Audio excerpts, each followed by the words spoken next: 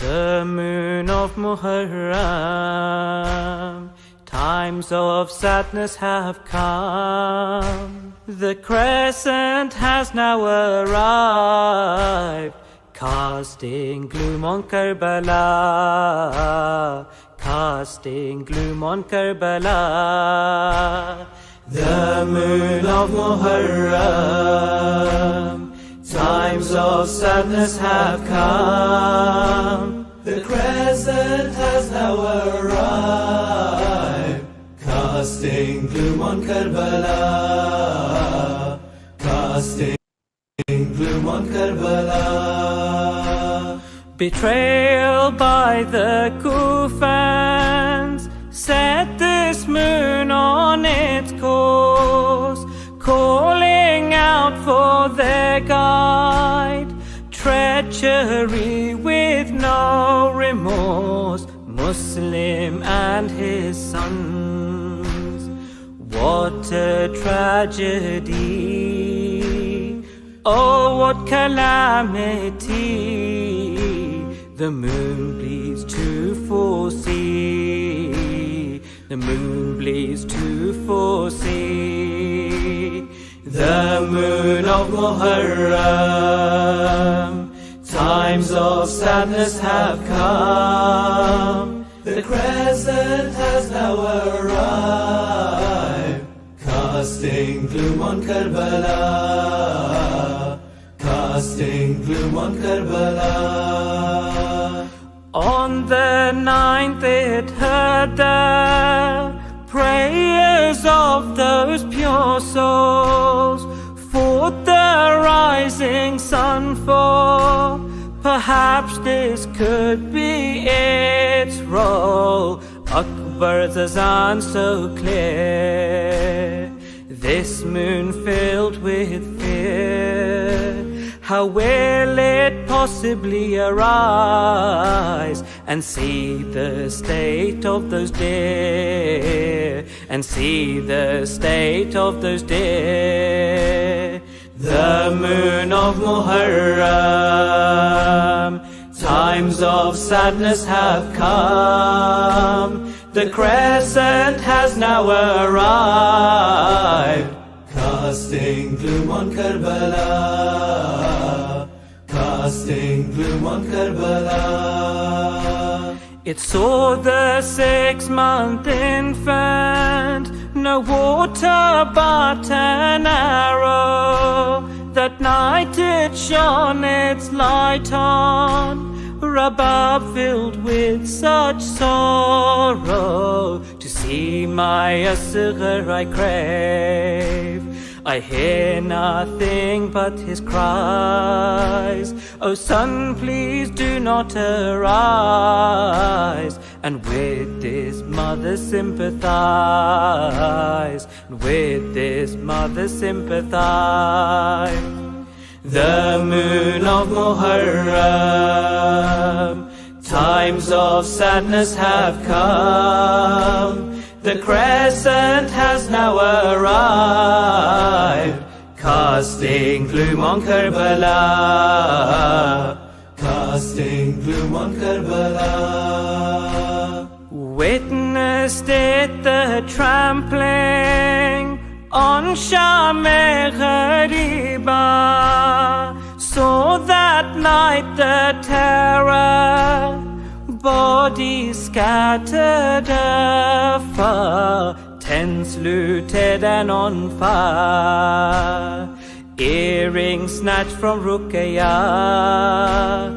This moon also in such pains, this household bound in chains, this household bound in chains.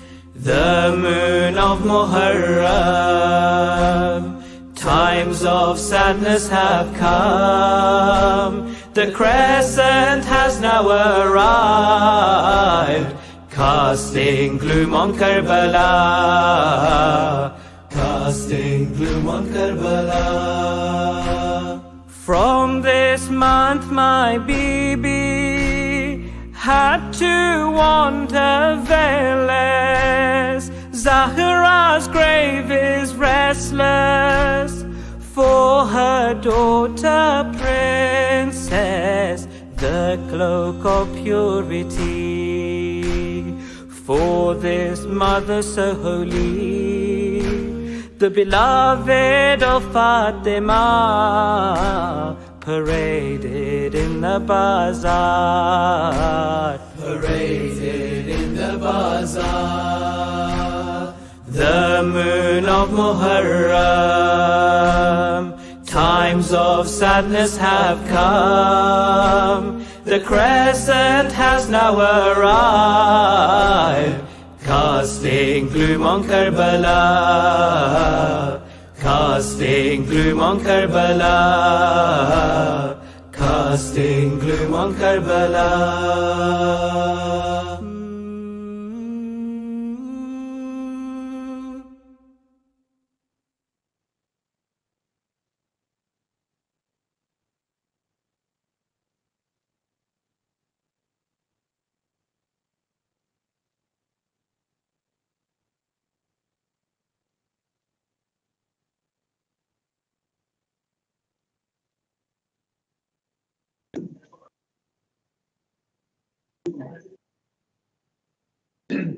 إن الله وملائكته يصلون على النبي يا أيها الذين آمنوا صلوا عليه وسلموا تسليما اللهم صل على محمد وآل محمد. Sisters and brothers, welcome to our program, the Iman Center, here on the night of the 5th of Muharram. We'll begin here with the recitation of the Holy Qur'an. Brother Kareem is going to lead us in the recitation. Please welcome him. Salawat.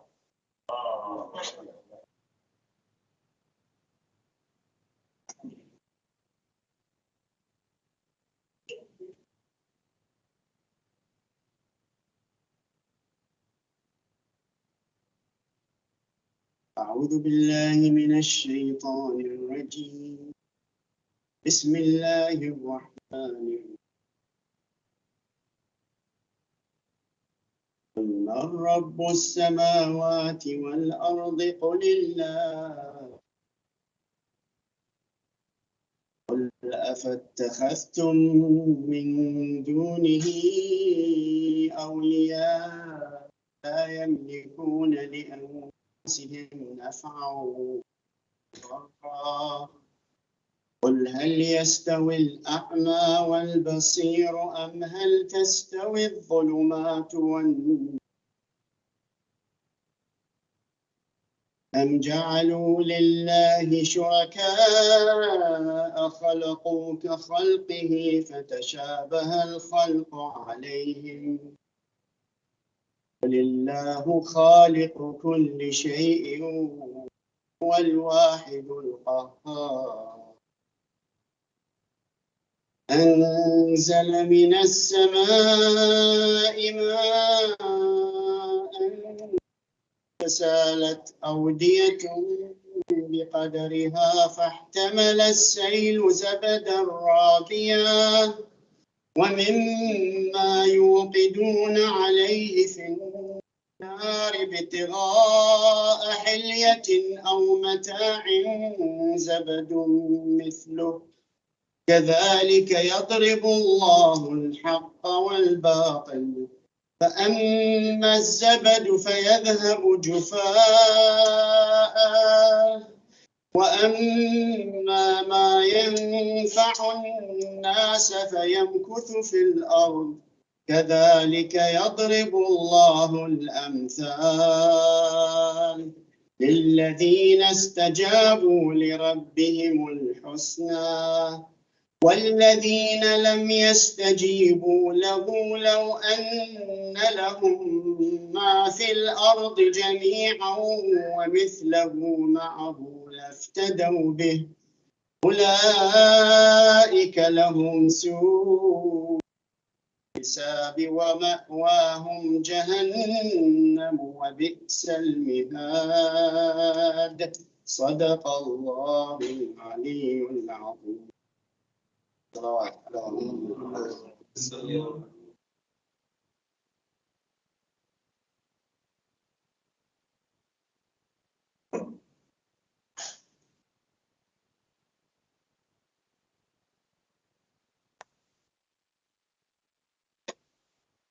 In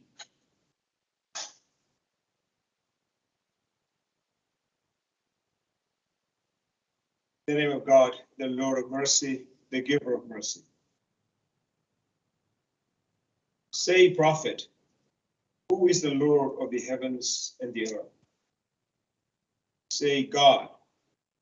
Say, why do you take protectors other than him, who can neither benefit nor harm even themselves?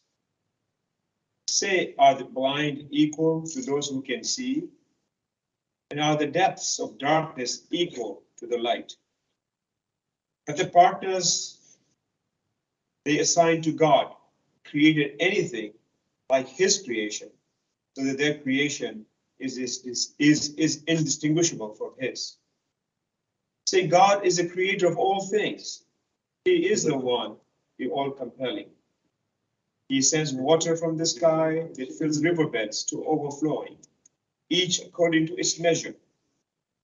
The stream carries on its surface a growing layer of froth, like the froth that appears when people melt metals in the fire to make ornaments and tools.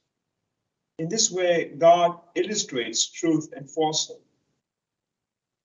The froth disappears. What is of benefit to people stays behind. This is how God makes illustrations.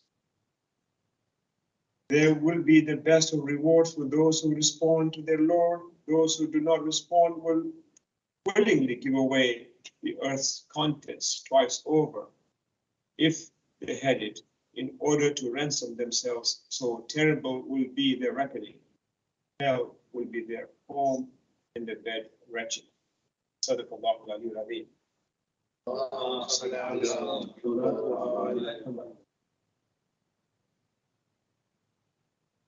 Continue our program now with the recitation of Marthiya.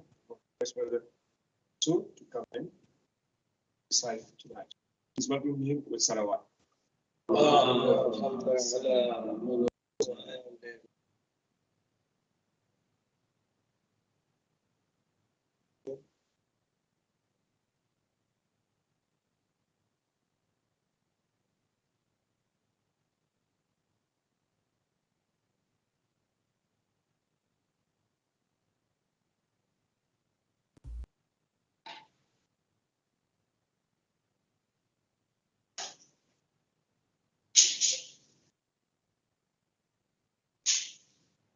محمد علي محمد صلوات اللهم صل على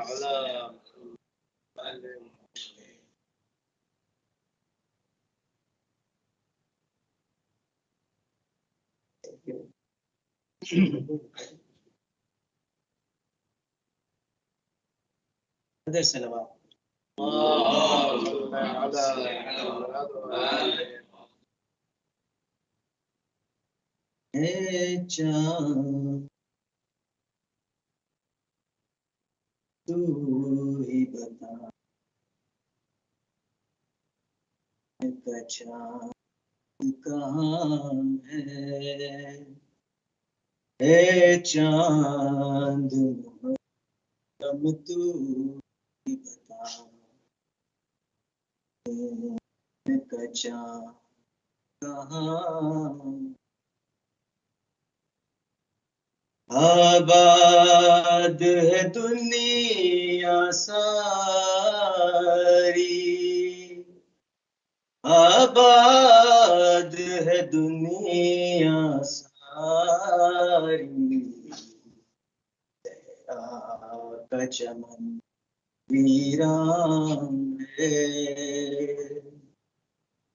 चांद मोहर तू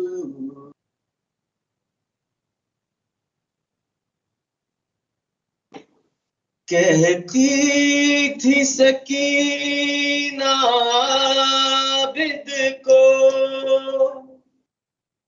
इस कैद में मैं मर जाऊंगी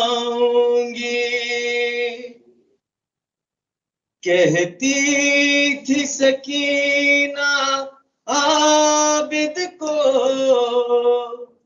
इस कैद में मैं मर जाऊंगी छोड़ो ना अकेला भाई, छोड़ो ना अकेला भाई,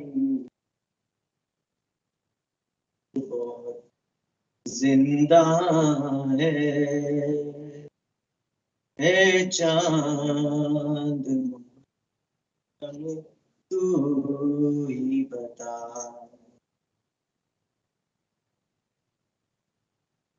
देखा न सुना जाहिद ऐसा, जख्मों से बदन है चूर मगर, देखा न सुना जाहिद ऐसा, जख्मों से बदन है चूर मगर, जारी है जुबां पे जिक्रे खुदा, जारी है जुबां पे जिक्रे खुदा, बेखंजर रवां है चांद मुहर्रम तू ही बता। तू परे जिब्रील की ज़ीनत था, क्यों लाशा तेरा पामाल हुआ। तू परे जिब्रील की ज़ीनत था, क्यों लाशा तेरा पामाल हुआ। बेगोर कफन हो भाई मेरे, बेगोर कफन हो भाई मेरे, अब तो यही अरमान है चांद मुहर्रम तू ही बता। है कूफियों में हूँ बिन्ते अली, और वारिस चादर ज़हरा की।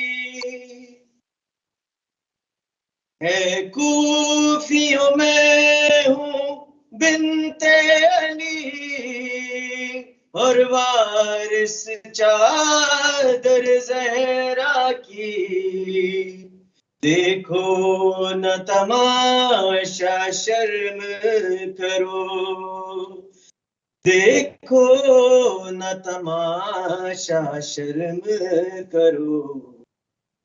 ज़ैनब सरे हुरियां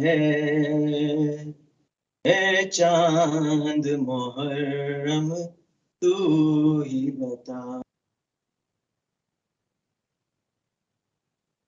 औलाद का गम भाइयों के वरम, कटता है कलेजा कदम कदम।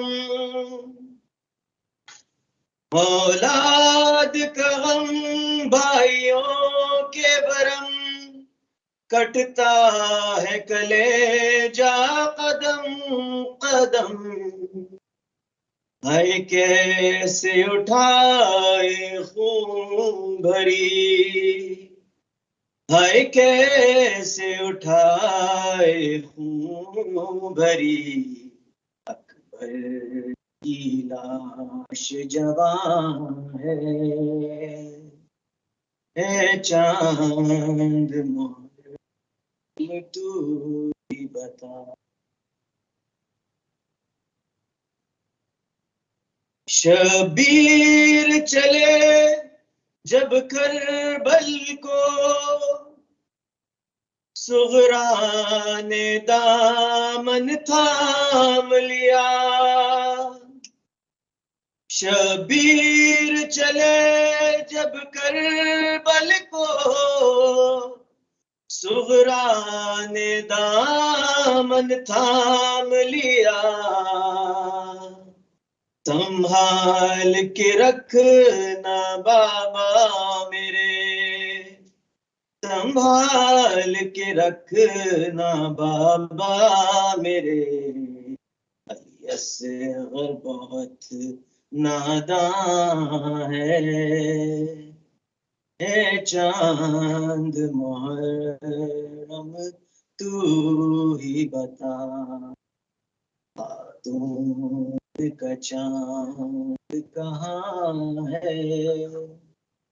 आबाद है दुनिया सारी, आबाद है दुनिया सारी,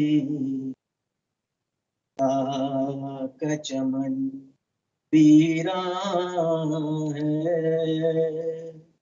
है चांद मुहर्रम तू ही बता। Mohammad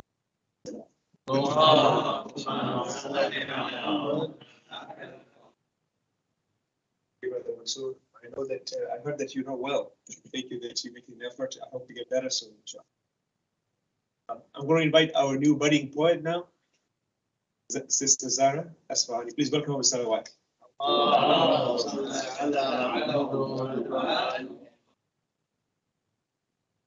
It's such a wonderful job yesterday. Let's see what you do today, okay? Leave it here. Over. Make sure you get the camera correctly here. Good. Go ahead. Assalamu alaikum. My name is Asfahani. And if you remember from yesterday, if you're here yesterday in the morning, I read a poem called the Imam Hussein alayhi salam poem. And for the people that weren't here yesterday, I'm going to be reading it one more time. But anyways, I hope you like it. Zainab is a very brave woman. She always protects her brother. Zainab happens to be the name of my mother. If you ever see her, she'll give you a bumble, just like Imam Hussein alayhi salam, because he is very humble. Darha is Imam Hussein's brother. It is also my name, like no other. Imam Hussein alayhi salam is a big star. Imam Hussein alayhi salam fought the evil. He probably had a thought that I am brave. It's kind of like if he fought through a cave. Imam Hussein alayhi salam tried really hard to fight for freedom. When he fought the evil, I imagine it went like that. Pow, zing. Wow, Imam Hussein alayhi salam is really amazing. That's all I have to say, but I might see you another day.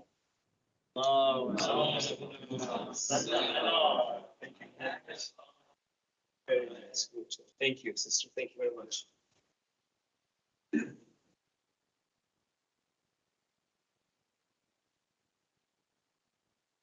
Just before I welcome our guest speaker, I just want to make an announcement.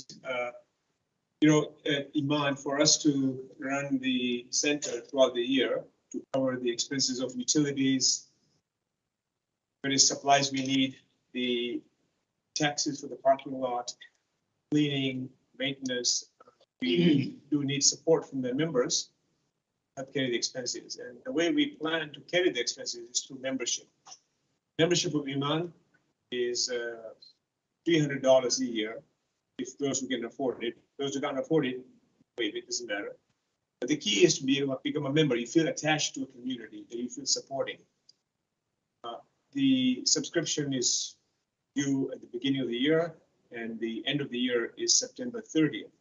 So for those of you who have not yet made your dues, please, my humble reminder, please send it your remittance either by check or by Zelle. You do so by Zelle using accounts, sending Zelle to accounts at iman-water.org, by check to the Iman Center, or you can even bring in cash. For those of you who are not members yet, I'm asking why not? What is the hesitation, right? We don't publish any member list to anybody. It is for you to know, for you to be attached, right? If you have any concerns, misgivings, hesitations, fears, come talk to us. Let's get over that. It'd be good to actually have your support, being a member of it. With this, I'm going to request our guest speaker, Kermani, to address us for tonight.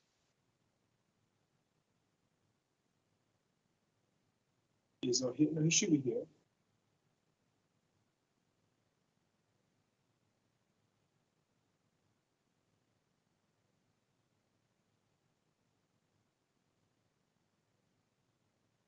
He's here. He's here. He's welcome to Salaat.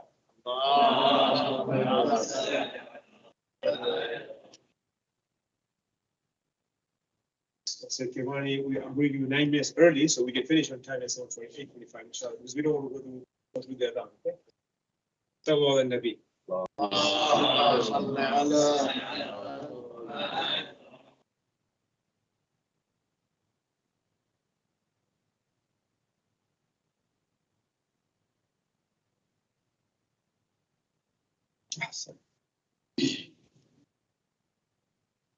Those of you who I actually have a lecture online on this. أعوذ بالله من الشيطان اللعين الرجيم بسم الله الرحمن الرحيم قل أمري إلى الله إن الله بشير بالعباد ولا حول ولا قوة إلا بالله العلي العظيم حسبنا الله ونعم الوكيل ونعم المولى ونعم النصير والصلاة والسلام والتحية والإكرام على الرسول المسدد المصطفى الأمجد المحمود الأحمد الذي سمي في السماء بأحمد وفي الأرض بأبي القاسم محمد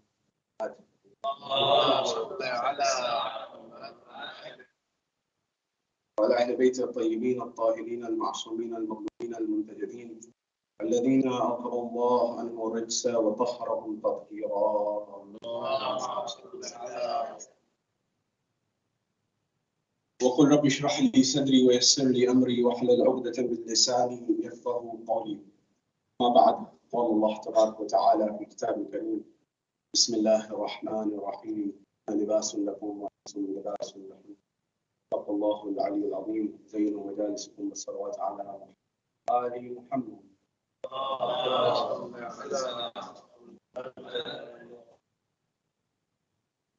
My respected elders, brothers and sisters, youngsters in Islam and Iman here in Seattle or across the globe, wherever you're hearing my voice, Assalamu alaikum jameel wa rahmatullahi wa barakatuh.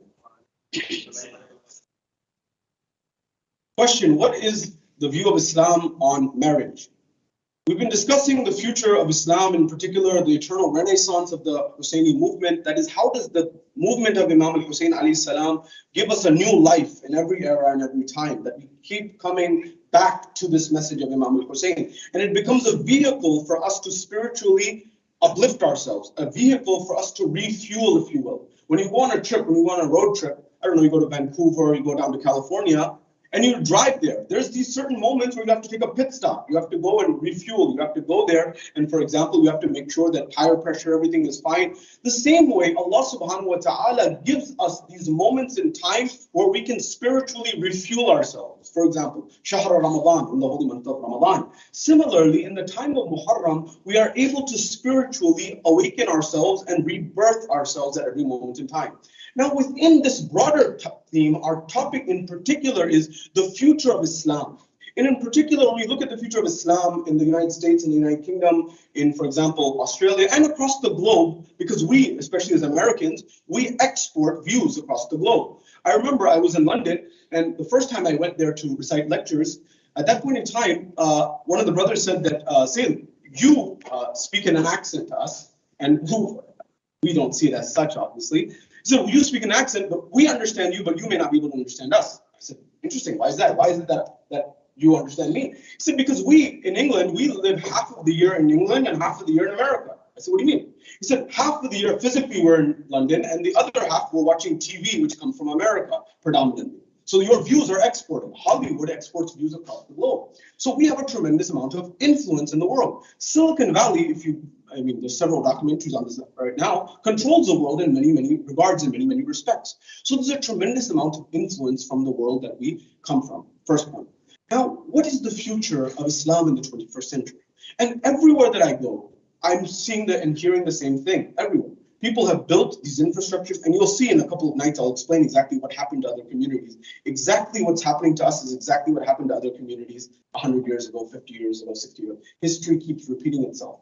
One theme, I'm a huge student I'm very passionate about history. And the biggest lesson of history that we will find, whether it was Toynbee, whether it was Huxley, whether it was Will Durant, whether it was Gibbon, every major historian has said that the biggest lesson of history is that man does not learn from history. And that's why history, if it does not repeat, at least it rhymes. So the same principles keep repeating over and over. Again, the same themes keep repeating over and over again. So now the question is, what am I seeing and what are you seeing and what are we seeing coast to coast and globally? We're seeing that people have spent a lot of money to build this infrastructure, these masjids, these imam bargahs, these husainiyas, these centers, these places of worship. And now they're having to beg people to come there.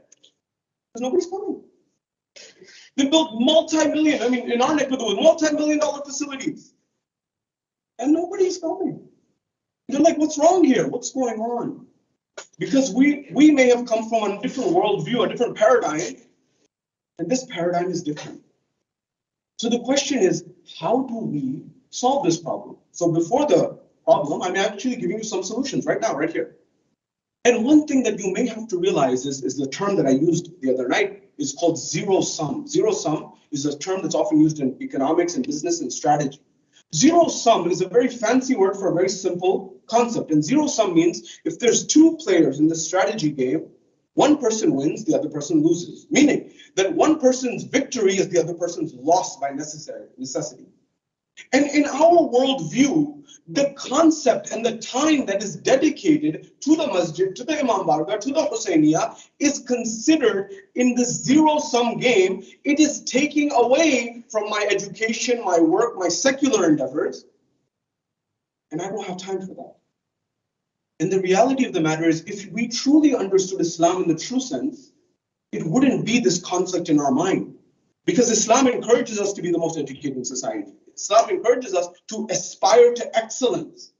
That one of the reasons Allah made us, why did Allah make us? He made us so that we can aspire to the manzilat of Kamal. Kamal meaning that perfection that Allah gave us the potentiality for.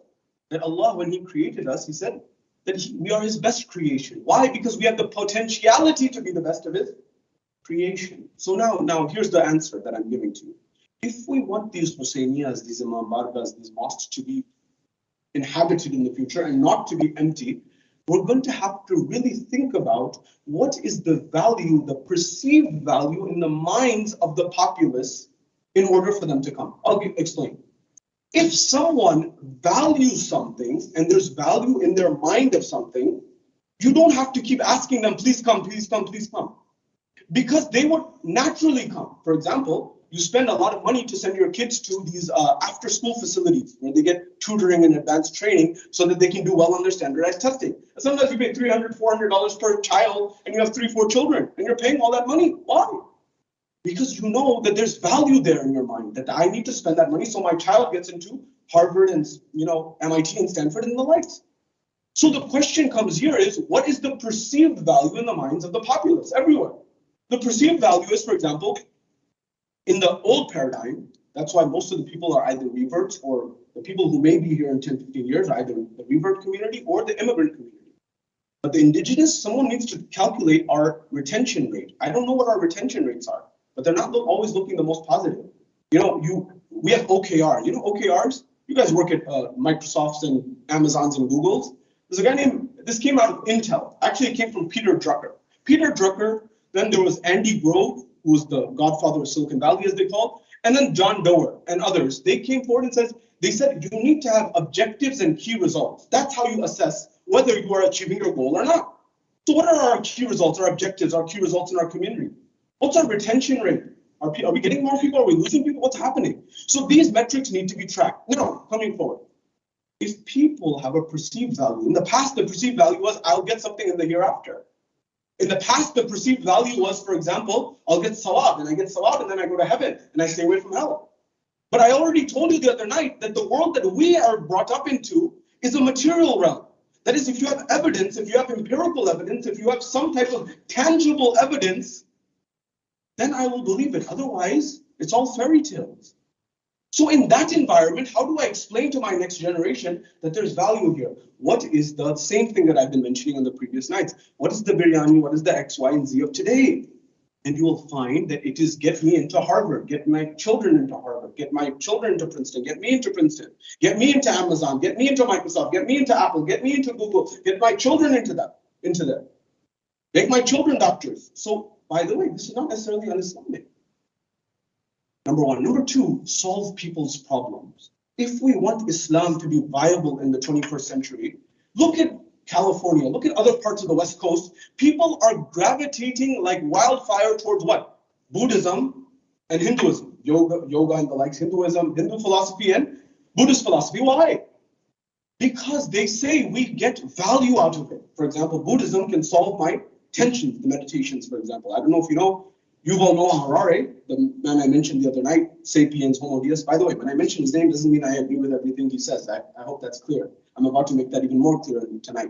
But he says, I was able to write this book, Sapiens, because of Vipassana meditation. He said, if I did not have Vipassana meditation, I would not, which is an Indian style of meditation, I would not be able to write this book. Because he said that it gave me the clarity to be able to, right? You know, you look at the elite of our world, they all spend, the likes of Ray Dalio, the likes of the intellectuals of the West, they're all doing 20 to 30 minutes of meditation a day, if not more, minimum. Some people do it twice a day. Why? Because they say we get tremendous benefit out of it. You ask young people here, what's the benefit you're getting out of Islam? Although there's a huge riches of benefit, we sometimes have not given that benefit of spirituality. Does Islam have a shortage of spirituality? Allah. I remember I was on a trip in Najaf. When I was there, we met some of the scholars and we said that, you know, a lot of people back home are starving for spirituality. Can you give me something? Can you give us something to recite? We were a group of young speakers. Can you give us some dua, something? You know what the answer came back? This is some of the professors in the Hausa. They said, there's a dua. If you can recite it every day, recite it every day. If you can't recite it every day, recite it every week. And if you can't recite it every week, recite it every month. If you can't recite it every month, recite it once a year. If you can't recite it once a year, recite it once in a lifetime. Like on the edge of our seat, what's that dua? What's that dua? What would you tell us? It's called Dua Kuman. We all grabbed our heads. That we recite this every single week. And what we realized was there was a world of a difference in terms of what Dua Kumail was in that person's mind and in our mind. Because oftentimes we recite Dua Kumail like parrots. We're just reciting. It's not hitting the mark. It's not hitting home. And that's what's the problem. So how do you give people value? You solve their problems. One problem that people are facing is the issue revolving around family dynamics. If I can get the next generation into the top schools, if I can get them into the top jobs, they'll have perceived value. That means that if they are members, for example, of Iman Center or any center, you can fill in the blanks across the United States and across the way. Does that center help provide my children and me value in terms of our worldly life? By the way, Islam does not make this separation. We've made this separation, worldly life and other life. In Islam, you getting into the top institution is Islamic. You working, and we'll come to this in the economics lecture we're going to have in a couple of nights, that Islam highly encourages good economics to make sure that you build society up. It's un-Islamic. The principle is taqwa. Is it the righteous? Do I give everyone a shot? So now coming back to this paradigm is problems in terms of marital relationships. I'm telling you, just like the broader community, I'm going to be talking about our community, but that doesn't mean that the other communities are perfectly fine. I'm just saying that this is our sphere of influence, and let's talk about where we can help people. If we help people in terms of their marriages, their relationships, perhaps we can get to a place where there is more harmony and tranquility. And people will say, hold on a second, I need to come to the Imam Barga. I need to come to the mosque. I need to come to the center because not only does it get my kids in the top institutions, not only does it get my kids ready for the workforce, not only does it do that, but it makes my marriage life better. It makes our family life better. It solves our problems. That's what's going to be needed. Until and unless we realize that we really do customer analysis, the same way in our businesses and our work and our jobs, we do customer analysis. And we ask people like, what is it that our customer persona is? What is it that my customer needs? Customer centricity. Isn't that what Jeff Bezos built his company on? Customer centricity. That is, the customer is the end all be all. Isn't that what major companies did? So what is it that the customer needs? What does our customer need? Our stakeholder need? What does our member need? Our participant need? Have we really asked them? You know, every time I go across the world way, people are saying, what do we do? How do we get the youth to the table? How do we get the youth to the mosque? How do we get and I asked them, are they on the table? Are you talking to them, or are you just theoretically wondering, asking older people, or how do we get the youth there? Ask the youth, talk to them, have a conversation with them. Ask them their worldview, and you may find out there's a world of a difference in worldview between your worldview and their worldview. When you address that, that's when you get closer to how we can get people, how do you add value? Therefore, tonight, in the brief moments that we have together, I want to cover a few things. And I want to talk about the institution of marriage and from a few different angles, and why it's so important for the future of our generations to make sure we iron this out very, very strongly. Number one, I want to look at what is the importance of making sure that marriage relationships are very strong for the next generation, and how can we coach people before, during, and after, during their marriages, and even after if they've had to separate for whatever reason. Number two, what was the view of philosophers on marriage before we even get to religion? Number three, what is the view of other religions on marriage? Is it sacred or not? Number four, what is the Islamic view of marriage? Is it something that is just for no reason, or is there a purpose Islamically for marriage? And if so, what is that purpose? What was Rasulullah's message? What was Imam Ali's message? What was Bibi Fatima, Lady Fatima's message with respect to marriage, and how important and how vital is that for our society, for our world? And finally, who were those companions of Imam al-Hussein alayhi salam? They were those people who exemplified what an ideal marriage is like, and how can we learn from them in our lives? This is our agenda for tonight. Wherever you are, here in Seattle or across the globe, from the bottom of your heart, send a salawat on Muhammad wa ali Muhammad.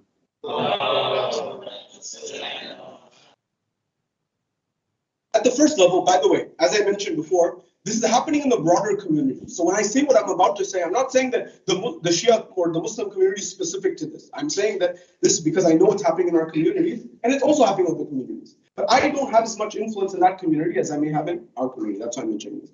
I've been going to camps, Shia Muslim camps, for quite some time now.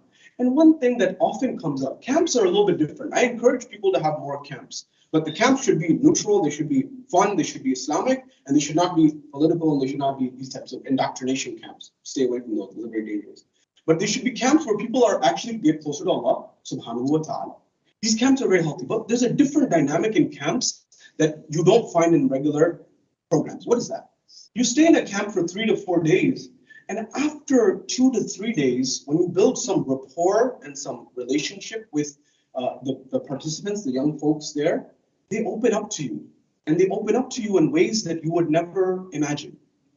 And a lot of times when they open up to you, you realize there's a lot of pain.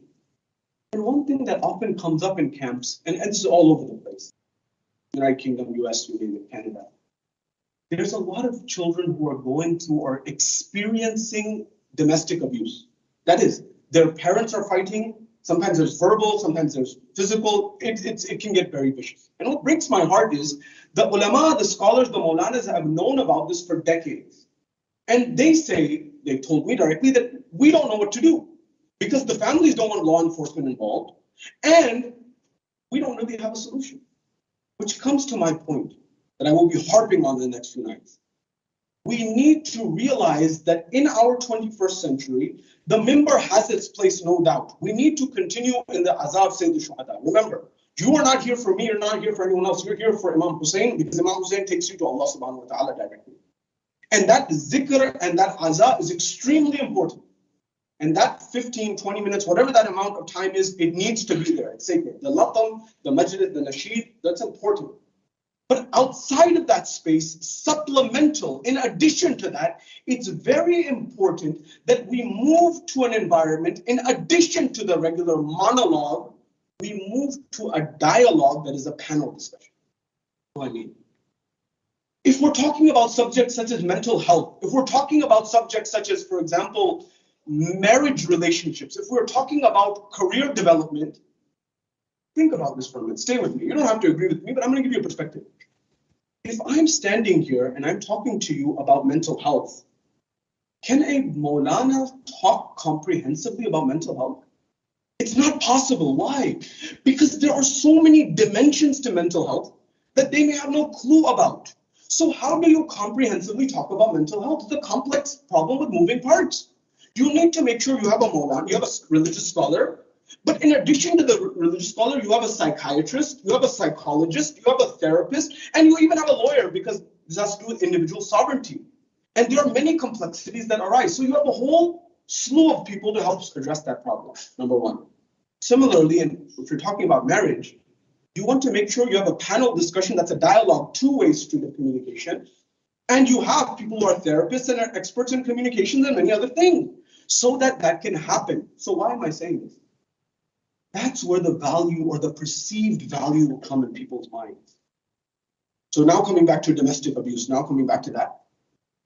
Nobody had a solution, number one. Number two, what was even more devastating to me was, and those who have studied psychology know, there's something called learned behavior.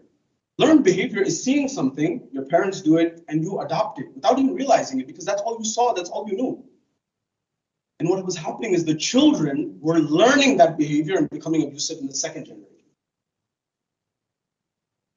Keep these data points in mind, we're going to connect them in a moment. I'm giving you a third data point now. And this, I'm pivoting for a moment, but I'm sure you're smart enough to connect these two. At one level, this is one reality on the ground. And by the way, I've stayed at and I've spent time with some of the wealthiest people, some of the most educated people, and some of the most societally perfect people. And believe me, sometimes inside their houses, it's a nightmare because there's not cohesion and harmony. Not always, but sometimes. So it affects every spectrum. It affects everyone. It's not just this class or that class or this group or that group. Now the next data point. We want our children to go to the top institutions, right? We want our children to go to Harvard and Princeton and Stanford and Rice, don't we? Of course we do. And I encourage you to. With Iman, with Taqwa, of course, right? So now let's go to Stanford. Stanford University, I hope it doesn't need any introduction. Stanford University is in Silicon Valley, one of the top 5-6 universities in America. Stanford University, better than many Ivy League institutions. There's a professor there by the name of Dr. Robert Sapolsky. Dr. Robert Sapolsky has written many books. He's a biologist. He's written, for example, Why Zebras Don't Get Ulcers and other things. And other books. He teaches a class there. The class is called Behavioral Genetics. I'm telling you why we're losing many of our youth. Because they're learning one thing in academia and the world has gone in one direction, and they're saying the religious dialogue is not keeping up. You heard about COVID? Did anyone hear about COVID? I'm not sure you heard about it. Wasn't there a guy who lives probably not far from here who was saying a TED talk 3 years ago talking about something like this could happen? It was Bill Gates. And he's talking about, he says, this could happen. He was aware at that time because his sphere of influence was aware at that time and he knew what could happen and it happened. Similarly, I'm telling you right now, what is going to become a big issue in our communities in 3 to 5 years when people become aware about it. And that is where the science is going. So what does Robert Sapolsky say? He says that in genetics, we know that your genetics impact how you look physically. Your height, your color, all of these things, your eye color, these things. But we've also known for a long time that your genetics have an impact on how you behave. How you behave. So he says, for example, we know his argument. I'm not saying you have to accept it 100% because science also shifts and changes over time. But he says, we know there's a religiosity gene, meaning the people who have this gene are more inclined to be religious versus those who don't have it, for example. He says another example, this is why I want you to give this example. He says that we know there's a gene variant called MAO alpha. MAO alpha is a gene that is correlated with antisocial violence. You know, shooting up a movie theater or aggression. So people who carry MAO alpha, they are more likely to commit violence, but if and only if they experience childhood trauma. Meaning it exposes the gene. In medicine, there's this term called gene exposure. Gene exposure is, for example, the example is someone carries the gene, but that's not sufficient. They have to carry the gene and it has to be expressed and exposed. How? An example is a chain. You ever seen a chain and it has links in it? Let's say there's one link that is weak. The chain won't break itself. But if you exert pressure and you pull the chain, that weak link perhaps will break. Similarly, the person may carry the gene, but when you induce it under pressure and stress and trauma, it activates the gene. What does that mean? You, the husband and wife, arguing and fighting in front of the children has a tremendous impact potentially in their lives. And sometimes we're not attuned to this. So the communication in our communities and our families should be loving and affectionate. Otherwise, it has big repercussions down the road. Do you know many children have never heard from their parents, some of them, especially from their fathers, the words, I love you? Rasulullah would be in the masjid, he would be in the mosque, and he's giving a sermon. And in Arabia, this was unheard of at the time. 2 young children, Hassan and Hussein, would come, and when Hassan and Hussein would come, Rather than shooing them away, he would pick them up, hug them, and kiss them on their face. Arabs saw this as a sign of weakness. Rasulullah said, no. Do you know what science says today? If the first 2 years of life, if a child, 2 children, one who gets love and affection in the first 2 years of life versus the one who does not get love and affection in the first 2 years of life and is neglected, their brain, the neglected child, their physical brain is smaller physically than the one who gets love and affection. It's so vital to make sure that we inculcate these loving relationships from a very young age and throughout life. That old model that we may have inherited from our ancestors, that you have to be a strict parent, you may have to be firm at times. That doesn't mean that you show the child no love and affection. It has an impact. We've moved in a new environment. 100 years ago, did we know about bypass surgery? We didn't know about bypass. Now every third, fourth person has bypass. It started in the 1950s and 60s. Our world is shifting in another way, but we sometimes are not shifting with that. So building on this, it's extremely important that we make sure that relationships are strong. Why? Because many people, you know what the data is saying today? We live in a data-centric world, don't we? The data is saying, many times people say, oh, divorce is on the rise, divorce is on the rise. And yes, in our communities, many times it is on the rise. But you know what we don't mention? It's not so much in our broader society, and this is happening in our communities now too, it's not so much that divorce is on the rise, as much as people are not even getting married. We don't need to get married. Why do we need to get married? Why do we need to put a title on our relationship? Why do we need to put a label on our relationship? Why do I need to do that? I can just, we'll cohabitate, we'll live in the same space. And as long as it's working, it's working. If it's not working, we move on. The problem with this is it has an impact on the kids. And what happens is eventually over time, the kids end up saying that, they don't have their father or their mother or somebody is not present in their life. And it takes a toll. I'm not trying to get us to a point of pointing fingers and blaming people about who's the reason for the separation. What I'm trying to get us at a community level is to a place that before, during, and even after marriages, people after divorce, we are training and helping people to learn how to communicate, how to understand the psychology of the other person, to relate with the other person, so that we're solving their problems. When we solve their problems, their real problems, not only will our own community gravitate to the mosque in the center, believe me, non-Muslims will come here. The same way many non-Muslims go to yoga centers and many non-Muslims go to Buddhist meditation centers, temples. In Los Angeles, there's a huge temple alone, predominantly Far East Asians were there in Los Angeles. They will gravitate. Remember, the Ahlul Bayt, Islam is not just for me and you. We're not an exclusive club. For everyone. Solve our problems and solve their problems as well, to give that sense of harmony. Now, what is the relationship of marriage? That's this next level. What is the view of philosophers on marriage and how does this relate to Islam? If you go to the ancient writers, one of the first people to write on this systematically was Plato, Aflatun. Plato, of course, was a student of Socrates. Socrates didn't write himself. Plato came forward and said, he looked at marriage from a political economic structure and political economic perspective. And he said that when children, by the way, I don't agree with everything Plato says, and you'll see why in a moment. Plato came forward and says, when children are born, their first loyalty should be to the state, to the government, not to the family. So what happens? When the child is born, they should be given to the government. The state should look after the child. Why? So the loyalty of the child is transferred from the family to the state, because state is primary. His student came forward, Arastu, and said, this is nonsense. My teacher, forgive him, he's a little loose on some screws or something like that. He needs some help. That's not possible, because he said, look, you cannot transfer the love and affection of a family to the state. These are two different games. And he said that the state is not a family state, but it's a state made up of families. The families build up the blocks of the state. So that was Aristotle. Aristotle said, but both of them agreed that the fundamental layer that we need to make sure is that the family structure is there. Aristotle is the one who implanted and said the family needs to be solid for the state to be solid, for the government to be solid. But still at this point, it's a political economic argument. Over time, this went into the Christian philosophers and the Jewish philosophers, and they said, look, they moved the argument from political economic to social, and they said the reason for marriage is procreation ethical love and the likes. Eventually, a man by the name of Hegel came about 300 years ago. Hegel combined the philosophical view and the Christian narrative, and he combined the political economic with the social and said that you need marriage so that there's ethical love in society, there are procreation and children in society, and there's a harmonious structure to society. So this was the view of philosophers. Now, coming to other religions, within Judaism, within, for example, Christianity, there's this notion that marriage is a sacred institution. Even within, for example, every major religion has a ceremony where, for example, the priest or the rabbi or someone comes forward and blesses this ceremony. In Judaism, you'll find it. In Christianity, you'll find it. But in Christianity, in modern Christianity, you'll find this notion of till death do us part.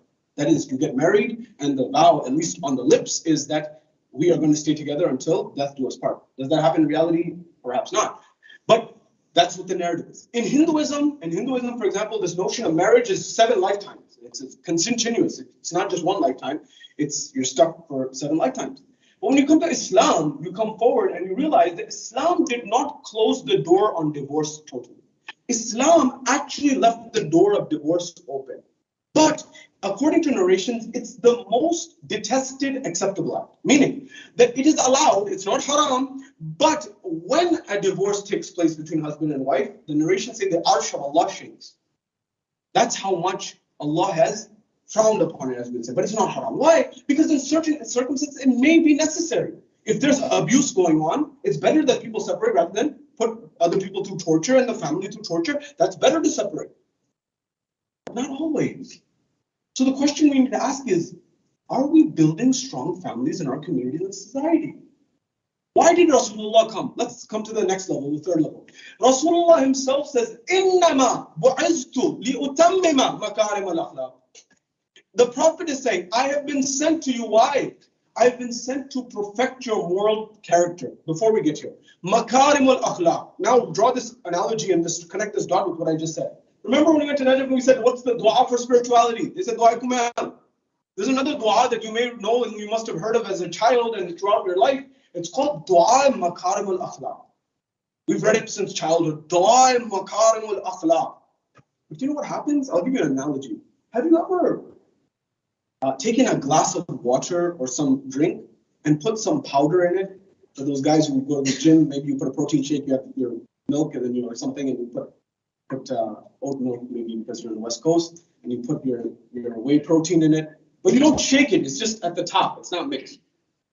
Or you put something and you can see the two substances separate. This is exactly the analogy of these du'as, these beautiful du'as that we have. They're just stuck on the surface. They haven't dissolved in us. They're not dissolved in our system. Dua mukarim al-akhlaq, we recite it like, not that we shouldn't recite it, but is it seeping in me? Do you know what the 2 types of akhlaq are? There's 2 types of akhlaq. There's mahasin al-akhlaq and there's makarim al-akhlaq. Akhlaq, of course, meaning ethics, morals, manners. Mahasin al-akhlaq is if you do good to me, I mirror it. You know, mirroring? You give me a gift, I give you a gift back. You, for example, do something nice to me, I do something nice back to you. If you don't do anything nice to me, we just go our own ways, there's nothing. But makarim al-akhlaq is different. Makarim al-akhlaq is whether you are good to me, bad to me, doesn't matter. I am good to you. This is what Rasulullah was. That lady, that incident that you know since you've been listening to us from childhood, the lady used to throw trash at Rasulullah. One day she didn't, and Rasulullah went and found and asked, what's the deal? She's sick, she's ill. He could have taken revenge. He didn't.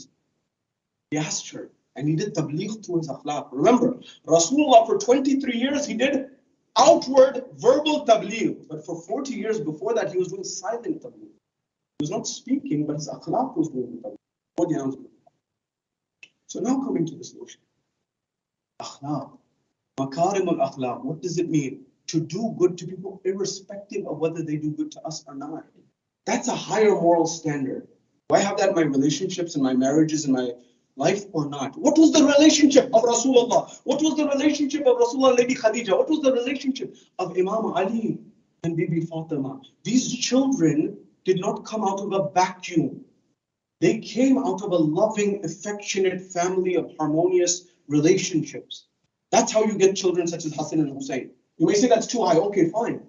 That's how you get children like the children of Karbala, like Ali al-Akbar, like Qasim, like Aun and Muhammad. It is that affection and love and being aligned and on the same wavelength that helps people get there. So what are some things that we can do?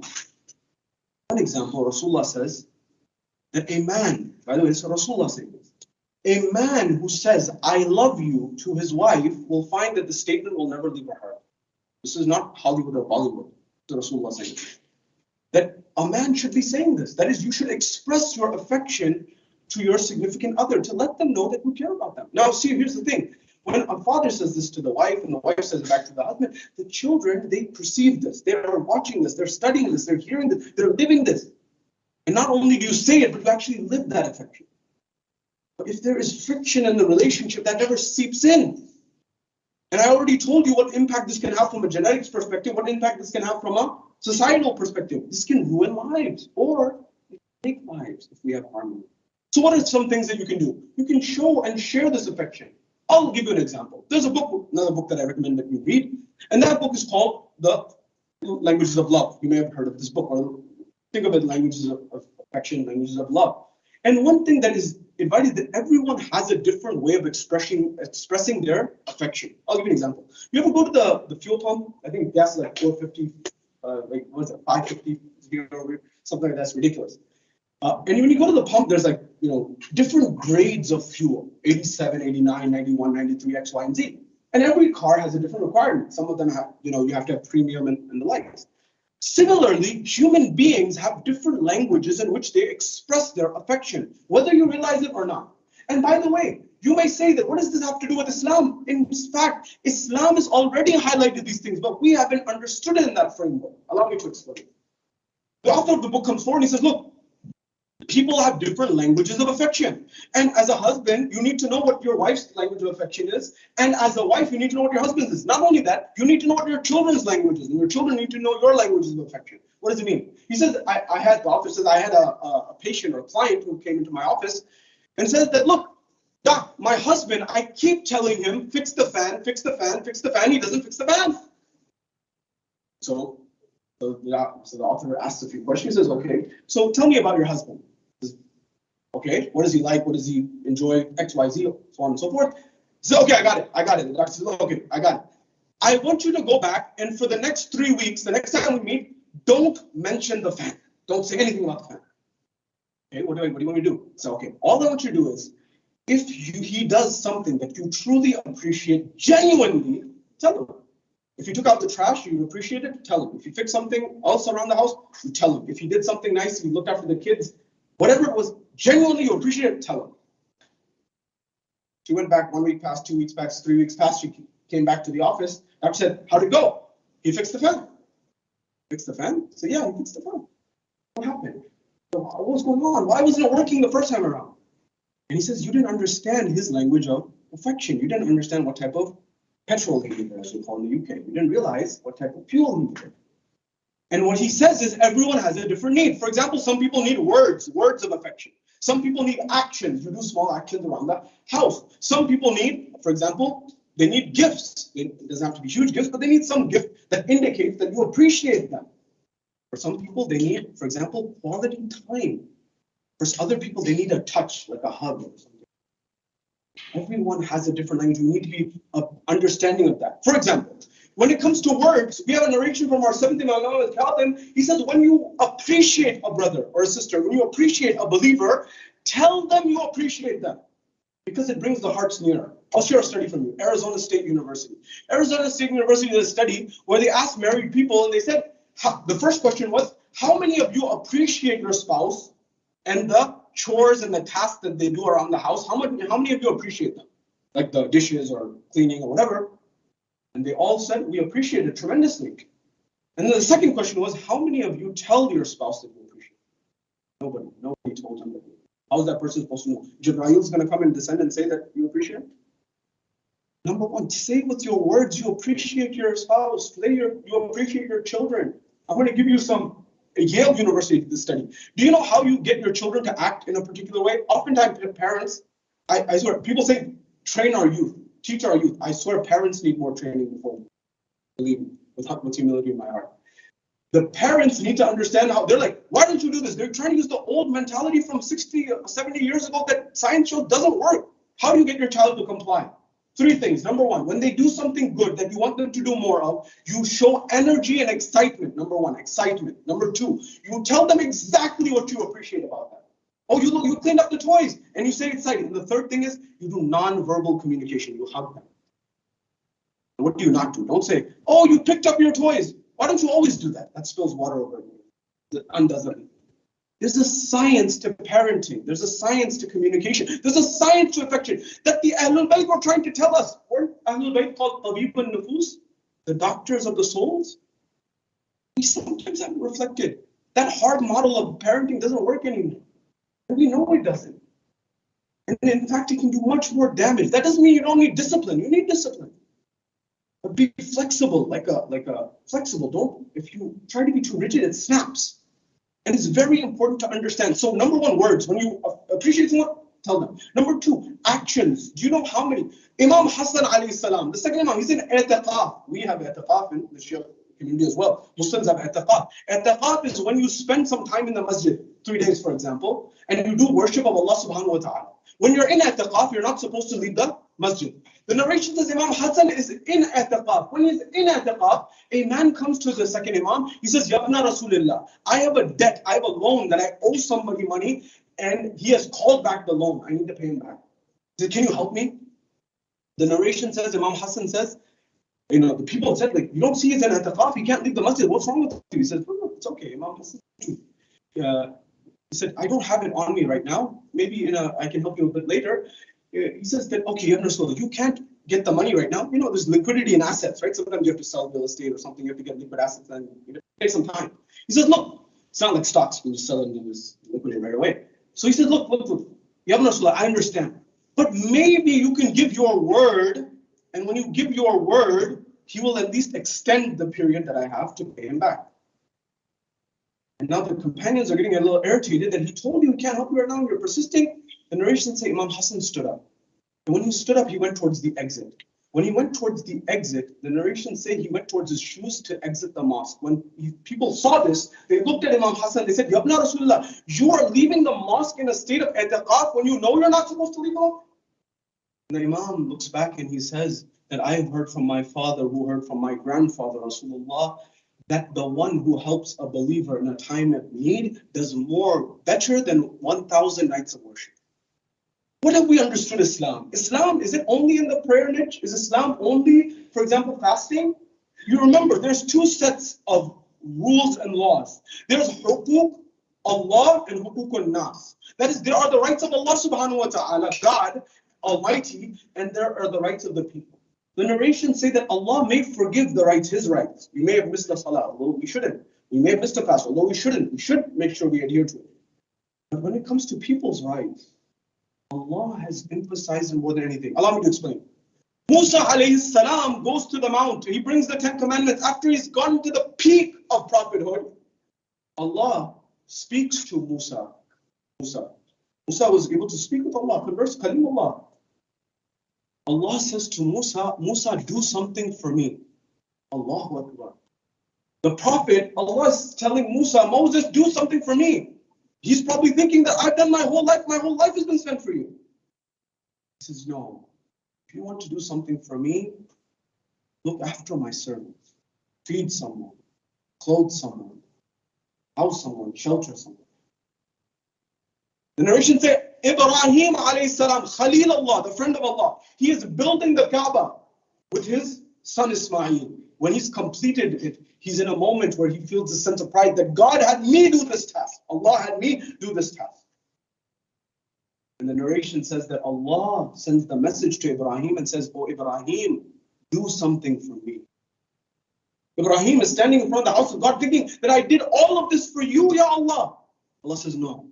If you want to serve me, this was for you. You will be remembered as the person who built the Kaaba of Allah, the house of Allah. Namaz, Allah does not get anything from my namaz.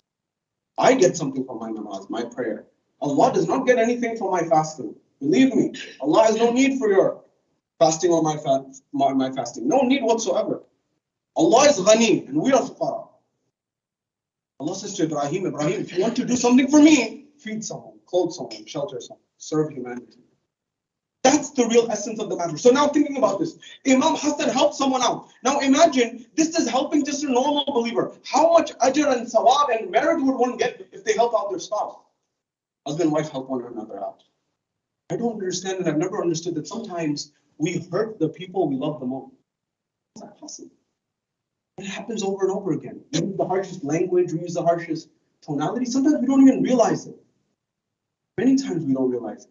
You know why it's so important for us? I was saying at the beginning of this conversation, we need to add value. How do you add value?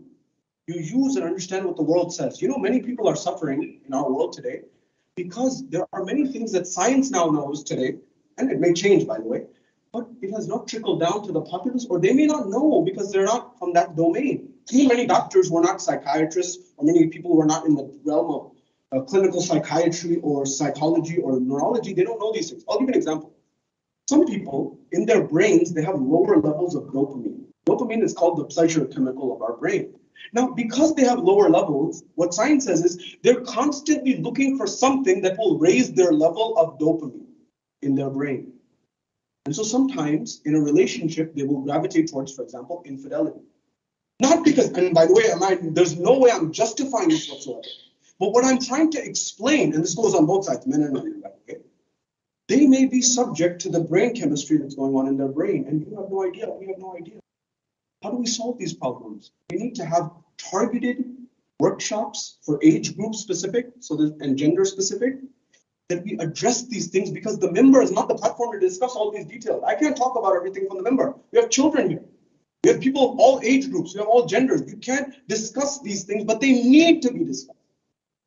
There are other circumstances where some people, for example, the brain chemistry that they have going on, they want to listen to their spouse, for example. This is well documented stuff. But their brain power, their brain attention span is not allowing them to focus. Not because they don't want to focus, but that's just how Allah created their brain. And so the spouse has to repeat it 5-6 times. And the spouse is thinking, this person doesn't value me, this person doesn't respect me, this person doesn't care about me. What they don't know is that something else is going on behind the scenes. There's a lot of science on this. A couple of books that I recommend you read. It's called Unfair is one, and another one is called Incognito. It will change your whole perspective on people and humanity. Read these books, will change your life. And of course, make time for the Qur'an and Nahj al-Balagha. Oftentimes these books collect dust on our shelves. There's so much to say. I told them, I said I would finish on time. They were even generous enough to give me enough time. I can speak for 2 hours straight, so I won't do that. Tonight we commemorate those people who teach us how to live. You may say that if I aspire to Imam Hussein, if I aspire to Bibi Fatima and Imam Ali, if I aspire to Rasulullah, if I aspire to Bibi Khadija, it's too high, we're too high, I can't get there. Okay, fine, I'm with you. Maybe we can get somewhere in the neighborhood of their companions, at least try to. Maybe we can't get there, but maybe we can try to. They're human, right? They're not masoom, right? I want to talk about one of these people tonight. Habib ibn Mazahir. This was a companion of Imam Hussein alayhi salam, who was an old friend of Imam Hussein alayhi salam before Karbala. The narrations say that Bibi Zainab is in Karbala and she's looking at the army on the other side. Yazid's army is getting bigger and bigger every single day. And she says to her brother, my brother, Abu Abdullah al-Hussein, I'm noticing that every day the army on the other side is getting bigger. And we only have a few select individuals. Is there anyone to come to our aid? Is there anyone to come to our assistance? Imam Hussein says, my sister Zainab, don't worry. I've written a letter and it's on its way. Help is on its way. At that point in time, in the city of Kufa, the narrations say that Habib ibn Mazahir, he is that old friend of Imam al-Hussein alayhi salam. He sits down to eat his meal. He is with his wife. The narrations say that he takes a morsel of food in his mouth. And at that moment, when it is in his throat, there is a knock on the door. When there's a knock on the door, the narrations say it is as if the morsel gets stuck in Habib's throat. He asks, who is it? He says, Ana Qasid al-Hussein. I am the messenger of Hussein. At that point in time, Habib rushes towards the door. When he rushes towards the door, he greets the person, he takes the letter, he kisses the letter, he opens the letter, he begins to read the letter. What does the letter say? It says, Ila rajulin faqih, Habib ibn Mazahir. That Imam Hussein alayhi salam wrote to him, to a jurist, to a learned one, Habib ibn Mawahir. What does it say? Habib is reading the letter to himself. He knows his wife is in there, in the behind him. He's not reading it out loud. He reads it. It says, "Oh Habib, I have been encircled, I have been engulfed, and I am in a difficult environment. Habib, if it's possible, come to my aid, come to my assistance." At that point in time, Habib is trying to control his emotions. He is silent. The messenger has gone away. The wife of Habib, she comes forward and says that, "Oh Habib, who's the letter from? What does the letter say? Tell me what's going on at this hour, at this time, what's going on?" Now Habib, he knows his decision. He knows what he's going to do. But he doesn't, he needs to check his wife, because his wife may be on the board or not on board. Or maybe he knows and he's giving a statement for history. At that point in time, Habib doesn't know. He knows what he wants to do in his heart. He knows what he's going to do in his heart. But he doesn't know how his wife will take it. He wants to go to Imam Hussein. At that point in time, the narrations say that Habib says that it's a letter, it's from Imam Hussein. She says, what does it say? It says, "Ila rajulin faqih habibun zahir." That it says, "Oh Habib, I've gotten in a difficult situation. If you can help me, come to my assistance, come to my aid in Karbala." At that point in time, the wife of Habib asks, "Oh Habib, what will you do? What is your decision? What are you going to do?" He says, "I'm going to think about it. I'm going to deliberate. I'm going to decide. I'm going to give it a moment." At that point in time, the narrations say that Habib ibn Mawahir's own wife said, "Oh Habib, if you're going to deliberate, if you're going to think about it, if you're going to decide in some moments, then give me your shield and give me your armor and give me your sword, and I will go and defend the Imam." Habib began to cry. Look at the alignment between the husband and wife. They are on the same page. This was the manhaj of the Ahlul Bayt, the school of thought of the Ahlul Bayt. At that point in time, Habib began to cry. He says, what level of madhlumiyat, what level of difficulty the Ahlul Bayt are facing, that the women are willing to sacrifice their life. Habib, he goes, he tells his servant to wait on the outskirts at the gate of Kufa. He waits at the gate of Kufa. But as Habib's approaching, he notices the slave is saying that there's been a delay. He says, "Oh horse, don't worry, that if my master doesn't come, Habib, then I will go on you and I will go defend Imam Hussein." Habib began to cry again. He said that what a state has come on Imam Hussein, that the slaves are willing to sacrifice their life. Habib, he goes towards Karbala. From the distance, in the camp of Imam Hussein sees the dust in the distance and someone's approaching. He says, "Oh Abbas, oh Akbar, go, my friend is coming." At that point in time, the narration says Habib comes and he's coming. When he's coming from that side, the companions, for a moment, there was a moment of jubilance. There's a moment of happiness in the camp of Imam Hussein. When Habib comes, Imam Hussein embraces him. They recite the takbir, they say Allahu Akbar, and there is jubilance. Bibi Zainab asks Fizla. She says, "Oh Fizla, why is there jubilance? Why is there happiness in the camp? I have not seen this or heard this in so many days." At that point in time, Fizla says that the old friend of Imam Hussein, Habib ibn Mazahir, has come. At that point in time, she says, "Oh Fizla, convey my salams onto Habib." Fizla goes and says, "Oh Habib, the daughter of Ali al-Murtada, the daughter of Amir al-Mu'mineen, she conveys her salams onto you." Habib took his amama, he took his turban, he threw it to the ground. He says, what an environment has emerged on the Ahlul Bayt, that the princesses of Ahlul Bayt are sending their salams to the servants of the Ahlul Bayt. Habib went to the battlefield. He fought courageously. The enemy killed him because he was the friend of Imam Hussein. He fought valiantly and courageously, but he fell. Imam Hussein came to his old friend. He took the head of Habib in his hands and in his arms, and he cradled the head of Habib. And at that moment, Habib's soul departed. But I ask you the question, oh Habib, you were fortunate that the son of Fatima al-Zahra came to your aid at the final moment. In a few moments, Hussein will fall from the horse. Who will be there to assist Imam al-Hussein? Sallallahu alayhi ya Rasul. Sallallahu alayka ya Amir al-Mu'minin. Sallallahu alayka ya Fatima al-Zahra, Sayyidat al-Nisa al-Alamin. Sallallahu alayka ya Hasan al-Mujtaba. Assalamu ala al-Husayn. Ala Ali al-Husayn. Ala awlad al-Husayn. Wa ala ashab Hussein ya Hussein ya Hussein.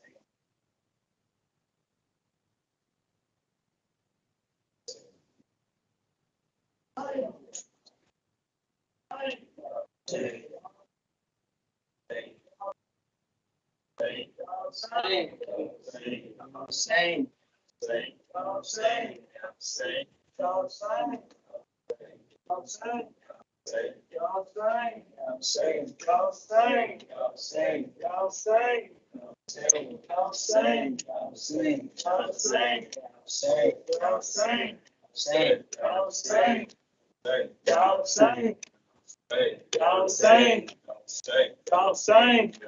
में शान लिखा हबीब आ जाओ, ये खत में शान लिखा हबीब आ जाओ, ये खत में शान लिखा हबीब आ जाओ, खत में शान लिखा हबीब आ जाओ, तुम्हारा दोस्त है तन्हा हबीब आ जाओ, ये खत में शान लिखा हबीब आ जाओ, ये खत में शान लिखा हबीब आ जाओ, शहीद कैसे हुआ हो बताओगे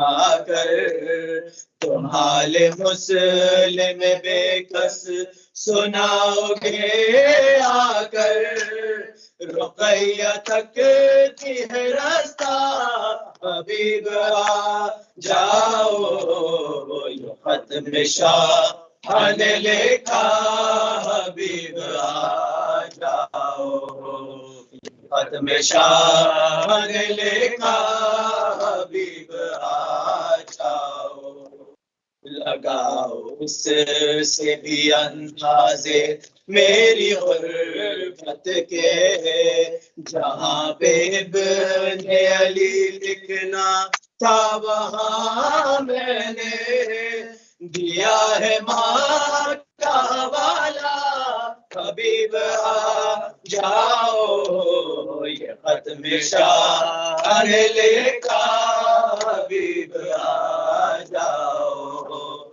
ये खत में शान लिखा हबीब आ जाओ, बता रहा था उसे कोई भी नहीं है मेरा, तो बोली सानिए ज़हरा हबीब आएगा, है उसको तुम पे भरोसा हबीब आ जाओ, ये खत में शान लिखा हबीब आ जाओ, ये खत में शान लिखा हबीब आ जाओ, वो जब ये सुनती है कूफे से आ रहे हैं शकी, तो पूछती है हमारा भी आएगा कोई, दुआएं देगी सकीना हबीब आ जाओ, ये खत में शान लिखा हबीब आ जाओ, ये खत में शान लिखा हबीब आ जाओ, ये खत नहीं से बहनों की आरज़ू समझो, हमारे लफ्ज़ों को ज़ैनब की गुफ्तगू समझो, बहन ये कहती है भैया हबीब आ जाओ, ये खत में शान लिखा हबीब आ जाओ, ये खत में शान लिखा हबीब आ जाओ, Ya Hussein, Ya Hussein, Ya Hussein, Ya Hussein, Ya Hussein, Ya Hussein, Ya Hussein, पर्दा दुनिया को सिखाने वाली आई बाजारों में ज़ैनब, पर्दा दुनिया को सिखाने वाली आई बाजारों में ज़ैनब, पर्दा दुनिया को सिखाने वाली आई बाजारों में ज़ैनब, पर्दा दुनिया को सिखाने वाली आई बाजारों में ज़ैनब, घर से बाहर भी न आने वाली, घर से बाहर भी न आने वाली आई बाजारों में ज़ैनब, पर्दा दुनिया को सिखाने वाली आई बाजारों में ज़ैनब, पर्दा दुनिया को सिखाने वाली आई बाजारों में ज़ैनब, जिसने बाबा से छुड़ाए थे कई बार असीर, जिसने बाबा से छुड़ाए थे कई बार असीर, कैदी आजाद कराने वाली, कैदी आजाद कराने वाली आई बाजारों में ज़ैनब, पर्दा दुनिया को सिखाने वाली आई बाजारों में ज़ैनब, पर्दा दुनिया को सिखाने वाली आई बाजारों में ज़ैनब, जलते ख़ैमों से उठा लाई अब्बास के बाद, जलते ख़ैमों से उठा लाई अब्बास के बाद, अलिया बे तो बचाने वाली, अलिया बे तो बचाने वाली आई बाजारों में ज़ैनब, पर्दा दुनिया को सिखाने वाली आई बाजारों में ज़ैनब, पर्दा दुनिया को सिखाने वाली आई बाजारों में ज़ैनब, दीन की खातिर ये बीबी सालार बनी, दीन की खातिर ये बीबी सालार बनी, बनके अब्बास दिखाने वाली, बनके अब्बास दिखाने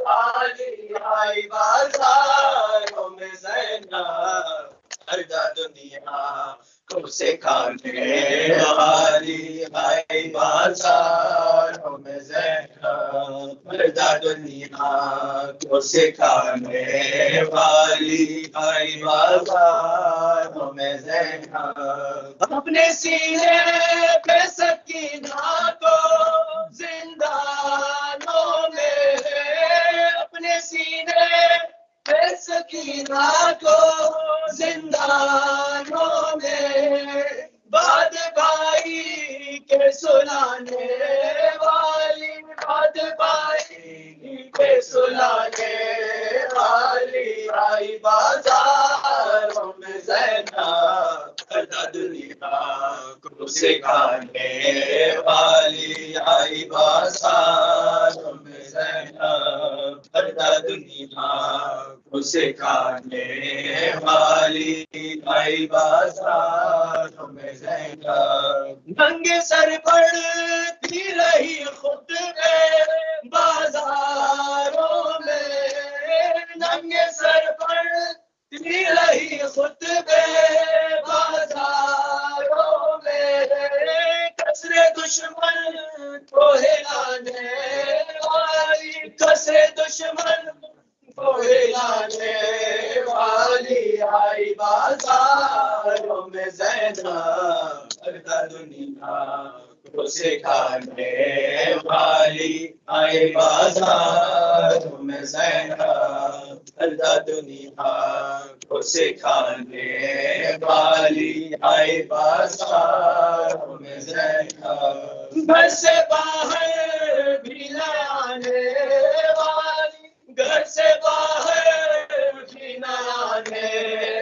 वाली आई बाजारों में ज़ैनब, पर्दा दुनिया को सिखाने वाली आए बाजारों में ज़ैनब दुनिया उसे खाने भाई आए बाजारों में Zainab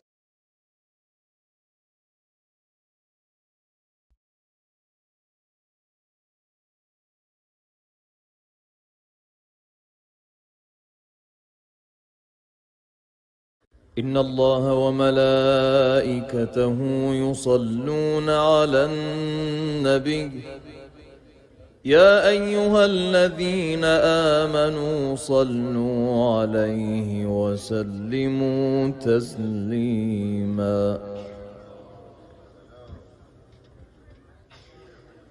سبحان الله والحمد لله ولا إله إلا الله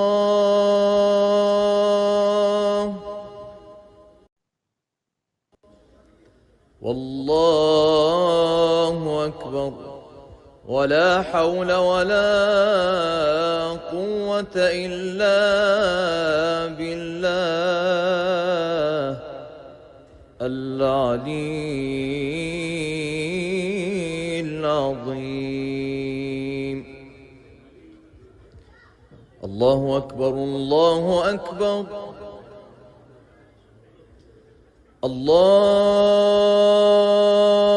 الله أكبر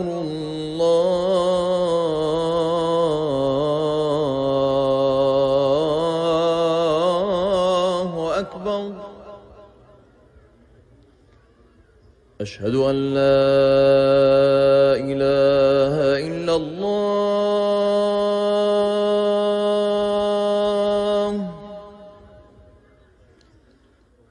أشهد أن لا إله إلا الله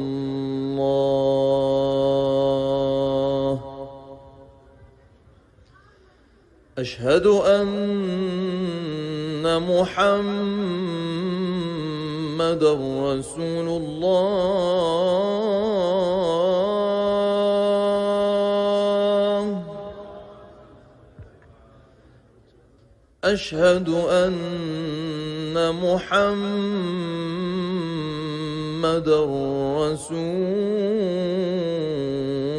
رسول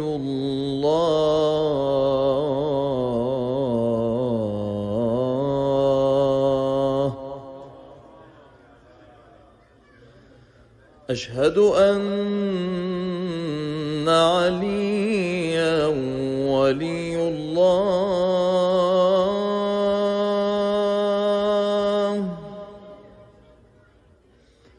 أشهد أن عليا حجة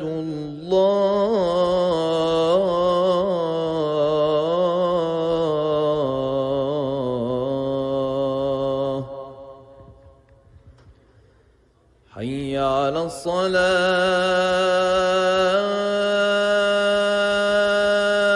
الصلاة حي على الصلاة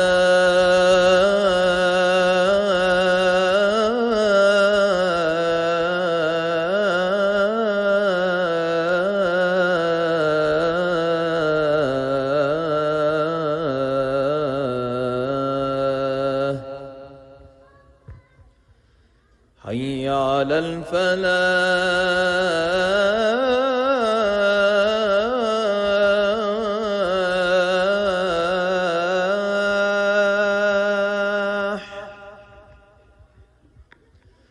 حي على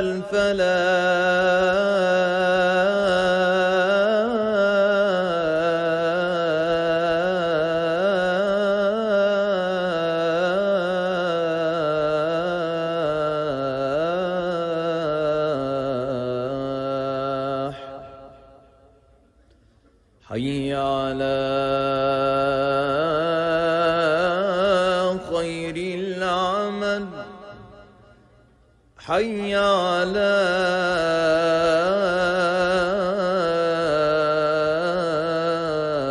خير العمل الله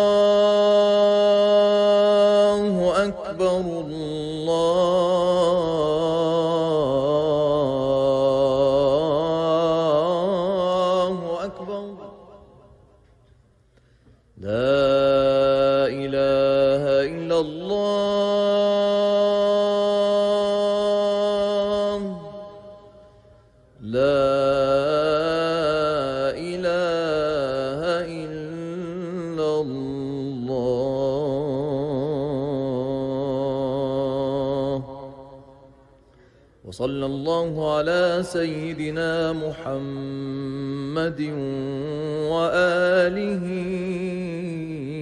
وسلم.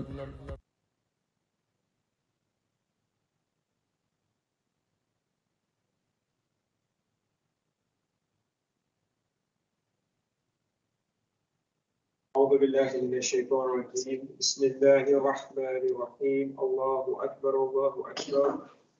أشهد أن لا إله إلا الله. أشهد أن لا إله إلا الله. أشهد أن محمدا رسول الله. أشهد أن محمدا رسول الله. أشهد أن عليا ولي الله. أشهد أن عليا حجة الله. حي على الصلاة حي على الصلاة حي على الفلاح حي على الفلاح حي على خير الأمل حي على خير الأمل. قد قامت الصلاة قد قامت الصلاة. الله أكبر الله أكبر. لا إله إلا الله. إن الصلاة والنصر والمحب. الله أكبر الله. بسم الله الرحمن الرحيم. الحمد لله رب العالمين الرحمن الرحيم مالك يوم إياك نعبد وإياك نستعين اهدنا الصراط المستقيم صراط الذين أنعمت عليهم غير المغضوب عليهم ولا الضالين.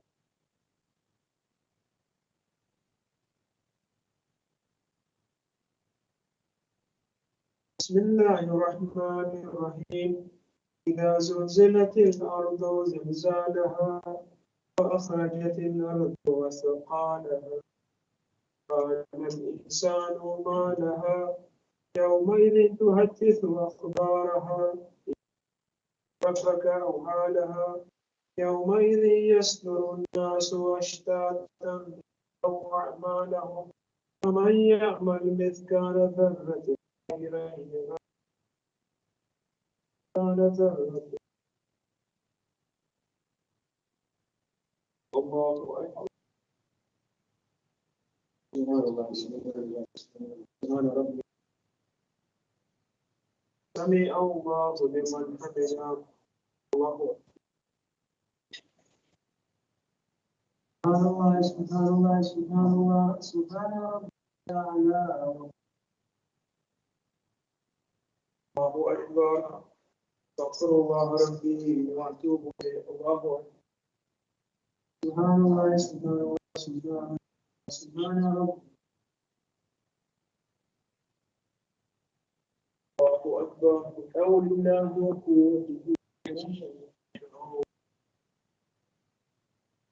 بسم الله الرحمن الرحيم. الحمد لله رب العالمين الرحمن الرحيم مالك يوم إياك نعبد ونستعين اهدنا الصراط المستقيم صراط الذين أنعمت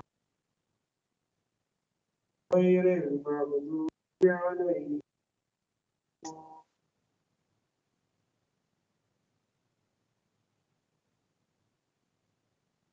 بسم الله الرحمن الرحيم. قل هو الله أحد الله الصمد لم يولد ولم يكن.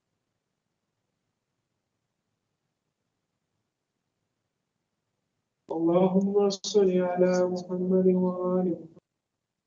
ربنا اغفر لي ولوالدي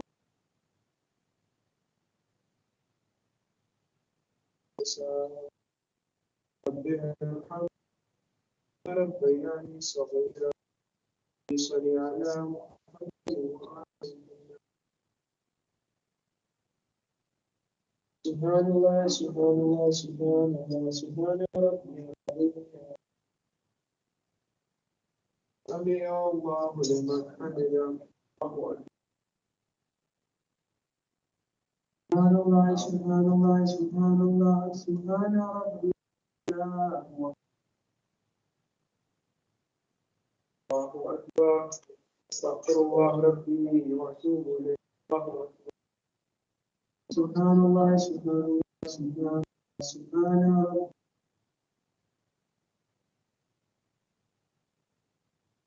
الله أكبر. الحمد لله. أشهد أن لا إله إلا الله وحده لا شريك له. أشهد أن محمدا عبده ورسوله. صل على محمد وعلى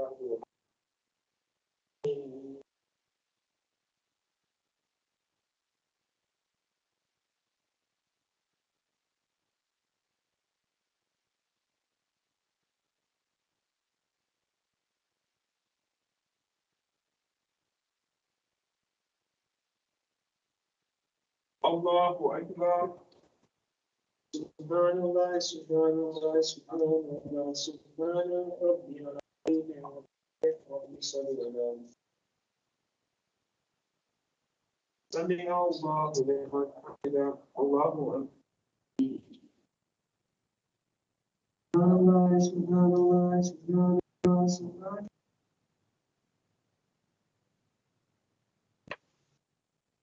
الله أكبر. أستغفر الله ربي وأتوب إليه. سبحان الله سبحان الله سبحان الله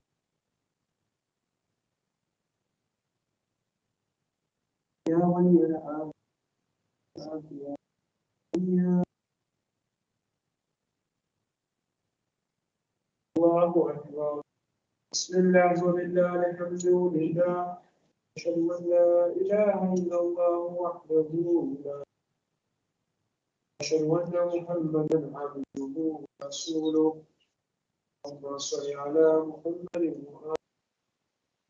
السلام عليك أيها النبي ورحمة الله وبركاته.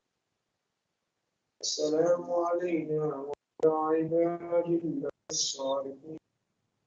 السلام عليكم ورحمة الله وبركاته.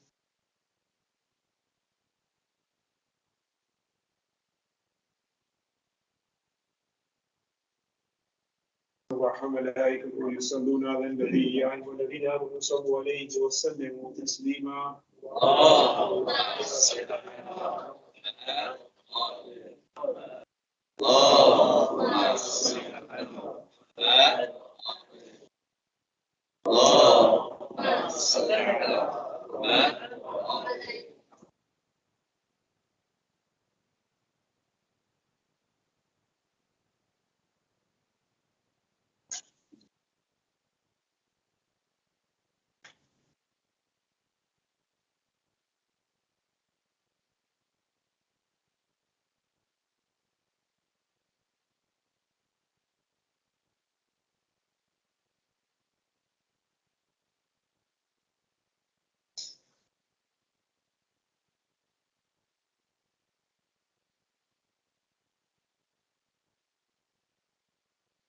صل على محمد وآله.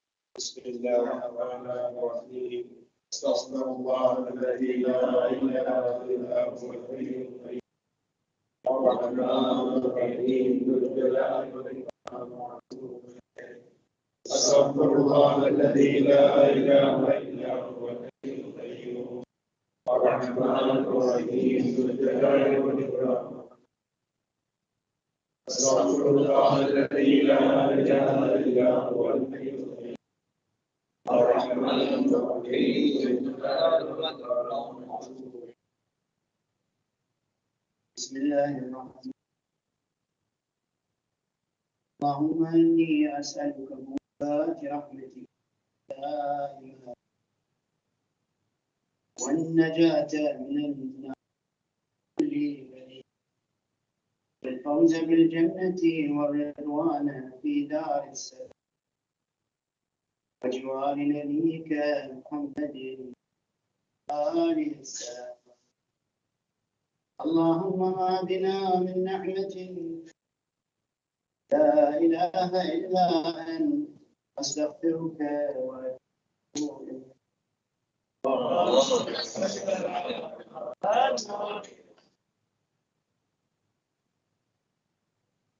أعوذ بالله من الشيطان الرجيم بسم الله الرحمن الرحيم الله أكبر الله أكبر أشهد أن لا إله إلا الله أشهد أن لا إله إلا الله أشهد أن محمدا رسول الله أشهد أن محمدا رسول الله أن عليا ولي الله أشهد أن عليا ولي الله حي على الصلاة حي على الصلاة على الفلاح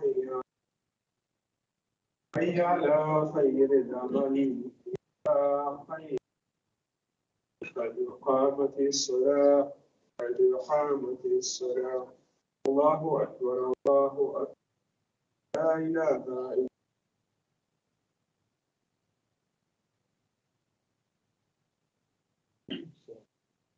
الله أكبر الله أكبر بسم الله الرحمن الرحيم الحمد لله رب العالمين الرحمن الرحيم مالك يوم الدين إياك نعبد وإياك نستعين صراط المستقيم صراط الذين أنعمت عليهم غير المغضوب عليهم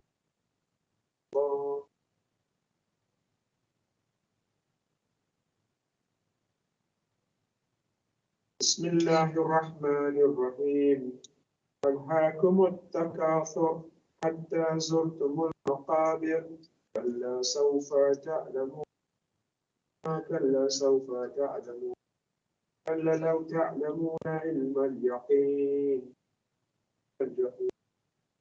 فلترونها عين اليقين فلتسألن يومئذ عن النعيم سبحان الله سبحان الله سبحان ربي سمع الله لمن حمده الله أكبر سبحان الله سبحان الله سبحان الله الله أكبر استغفر الله ربي وأتوب إليه الله سبحان الله سبحان الله سبحان الله سبحان ربي الله أكبر بحول الله وقوته بسم الله الرحمن الرحيم الحمد لله رب العالمين الرحمن الرحيم مالك إياك نعبد وإياك نستعين اهدنا الصراط المستقيم صراط الذين أنعمت عليهم غير المغضوب عليهم ولا الضالين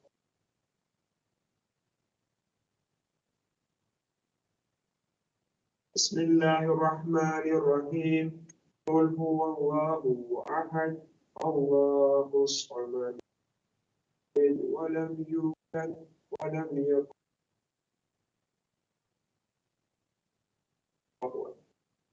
اللهم صل على محمد وعلى محمد ربنا لا تزغ قلوبنا بعد إذ هديتنا وهب لنا الرحمة إنك أنت الوهاب صل على محمد وعلى محمد سبحان الله سبحان الله سبحان الله سبحان ربي العظيم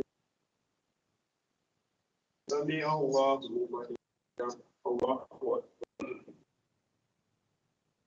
سبحان الله سبحان الله سبحان الله الله أكبر أستغفر الله ربي وأتوب إليه سبحان الله سبحان الله سبحان الله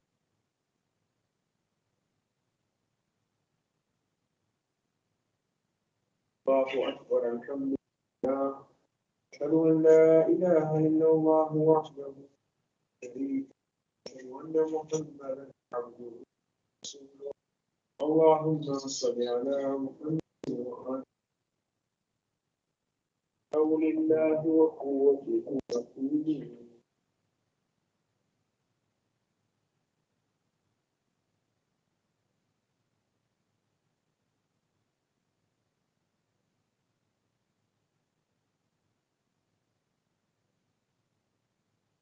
الله أكبر سبحان الله سبحان الله سبحان الله سبحان ربي سمع الله لمن حمده الله سبحان الله سبحان الله سبحان الله سبحان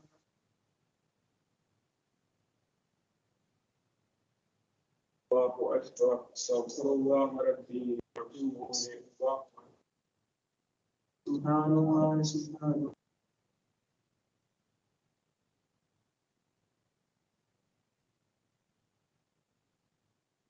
الله أكبر إلا هو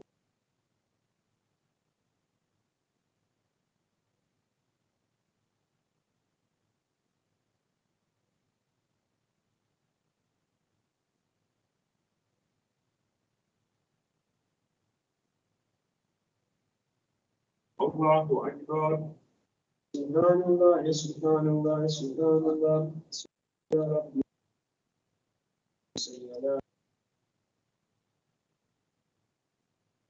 سمع الله لمن حمده الله أكبر سبحان الله سبحان الله سبحان الله سبحان ربي الله أكبر استغفر الله ربي وأتوب إليه الله أكبر سبحان الله سبحان الله سبحان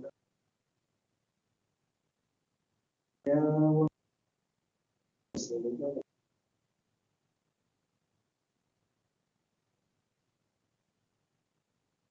الله أكبر لله وبالله الحمد لله أشهد أن لا إله إلا الله وحده لا شريك له أشهد أن محمدا عبده ورسوله اللهم صل على محمد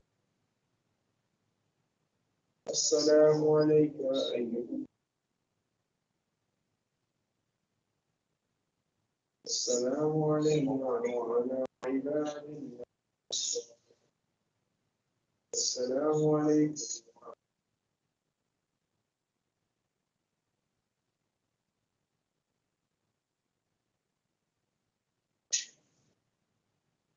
الله وملائكته يصلون على النبي والذين آمنوا صلوا عليه وسلموا تسليما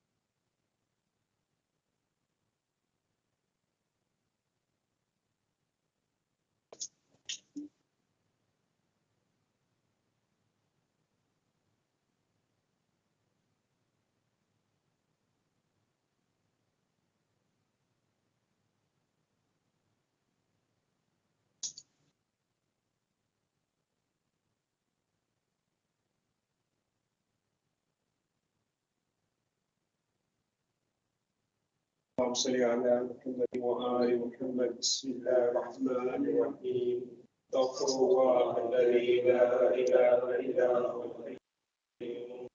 الرحمن الرحيم ذو الجلال والإكرام استغفر الله الذي لا إله إلا هو الحي القيوم الرحمن الرحيم ذو الجلال والإكرام استغفر الله الذي لا إله إلا هو الرحمن الرحيم ذو الجلال والإكرام بسم الله الرحمن الرحيم. اللهم انه ليس بعلم وانما اطلبه بقطرات تخطر على قلبي تجول في طلبه الكل. فانا فيما انا طالب كالحيران لا ادري افي سهل هو ام في جبل أم في أرض أم في سماء أم في بر أم في بحر على يدي من ومن قبل من قد علمت أن علمه عندك وأسبابه بيدك وأنت الذي تقسمه بلطفك وتسببه برحمتك. اللهم فصل على محمد وآله واجعل يا ربي رزقك لي واسعا ومطلبه سهلا ومأخذه قريبا ولا تعني بطلب ما لم تقدر لي فيه رزقا فإنك غني عن عذابي وأنا فقير إلى رحمتك. فصل على محمد وآله وجد على عبدك بفضلك إنك ذو فضل عظيم.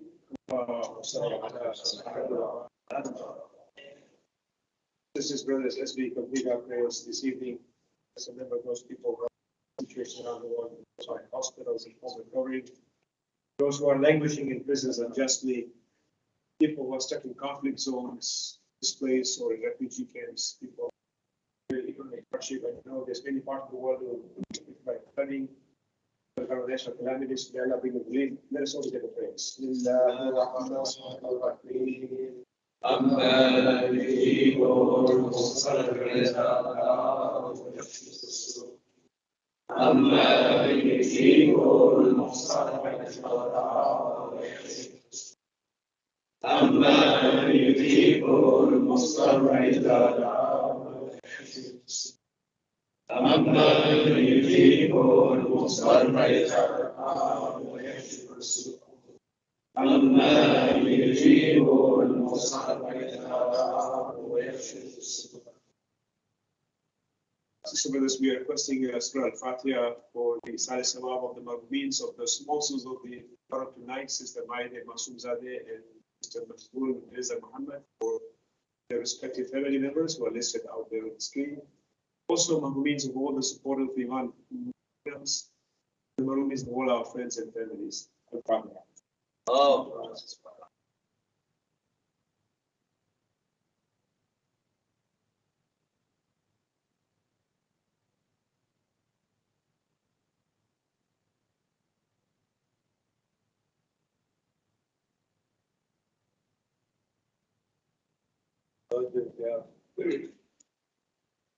السلام عليك يا رسول الله. السلام عليك يا أمير. السلام عليك يا فاطمة الزهراء سيدتي نساء العالمين.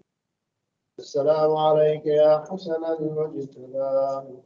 السلام عليك يا عبد الله وعلى الأرواح التي حلت بفنائك. عليكم مني جميعا سلام الله أبدا ما بقيت وبقي الليل ولا جعله الله آخر الأحد مني زيارتكم. السلام على الحسين وعلى علي بن الحسين وعلى أولاد الحسين وعلى أصحاب الحسين جميعا ورحمة الله وبركاته. السلام عليك وعلى 9 المعصومين من ذرية الحسين علي بن الحسين ومحمد بن علي وجعفر بن محمد وموسى بن جعفر وعلي بن موسى ومحمد بن علي وعلي بن محمد والحسن بن علي. السلام عليك يا مولانا يا صاحب العصر والزمان. الأمان الأمان الأمان منك السلام عليك يا شريك القرآن. السلام عليك يا كعبة الإيمان. السلام عليك يا إمامي وإمام الإنس والجان. أجل الله تعالى فرجك وسهل الله مخرجك وذكرك ورحمة الله وبركاته. بسم الله الرحمن الرحيم. اللهم صل على محمد وآل محمد. اللهم كن لوليك الحجة الإنسان صلواتك عليه وعلى آبائه في هذه الساعة وفي كل ساعة وليا وحافظا وقائدا وناصرا وعينا حتى تسكنه أرضك توأا وتمتعه فيها طويلا برحمتك يا أرحم الراحمين.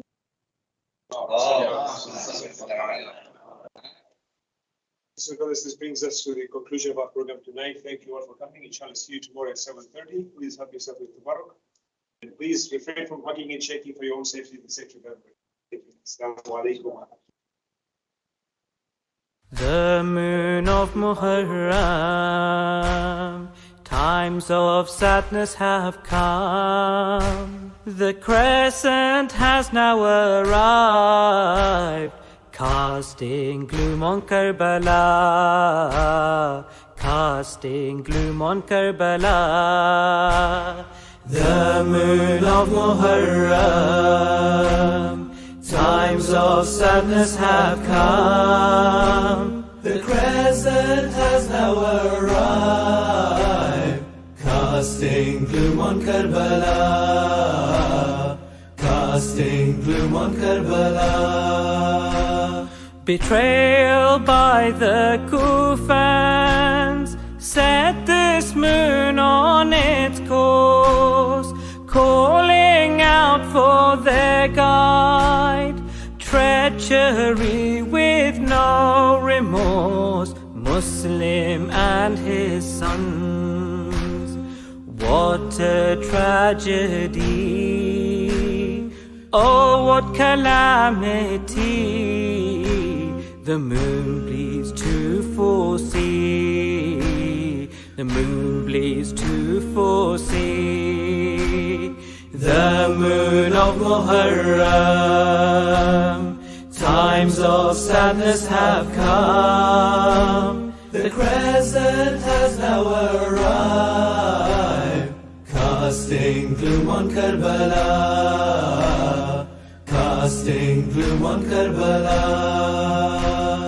On the 9th it heard the prayers of those pure souls, fought the rising sun for.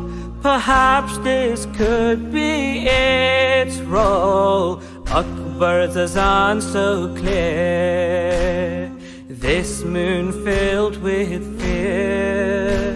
How will it possibly arise and see the state of those dear, and see the state of those dear? The moon of Muharram, times of sadness have come. The crescent has now arrived, casting gloom on Karbala, casting gloom on Karbala. It saw the 6-month infant, no water but an arrow. That night it shone its light on, Rabab filled with such sorrow. To see my asghar I crave, I hear nothing but his cries. Oh son, please do not arise, and with this mother sympathize, and with this mother sympathize. the moon of Muharram. Times of sadness have come, the crescent has now arrived, casting gloom on Karbala, casting gloom on Karbala. Witnessed it the trampling on Sham-e-Ghariba, saw that night the terror, bodies scattered afar, tents looted and on fire, earrings snatched from Ruqayyah. This moon also in such pains, this household bound in chains, this household bound in chains. The moon of Muharram, times of sadness have come, the crescent has now arrived, casting gloom on Karbala, casting gloom on Karbala. From this month my Bibi had to wander veilless. Zahra's grave is restless for her daughter princess, the cloak of purity. For this mother so holy, the beloved of Fatima, paraded in the bazaar, paraded in the bazaar. The moon of Muharram, times of sadness have come, the crescent has now arrived, casting gloom on Karbala, casting gloom on Karbala, casting gloom on Karbala.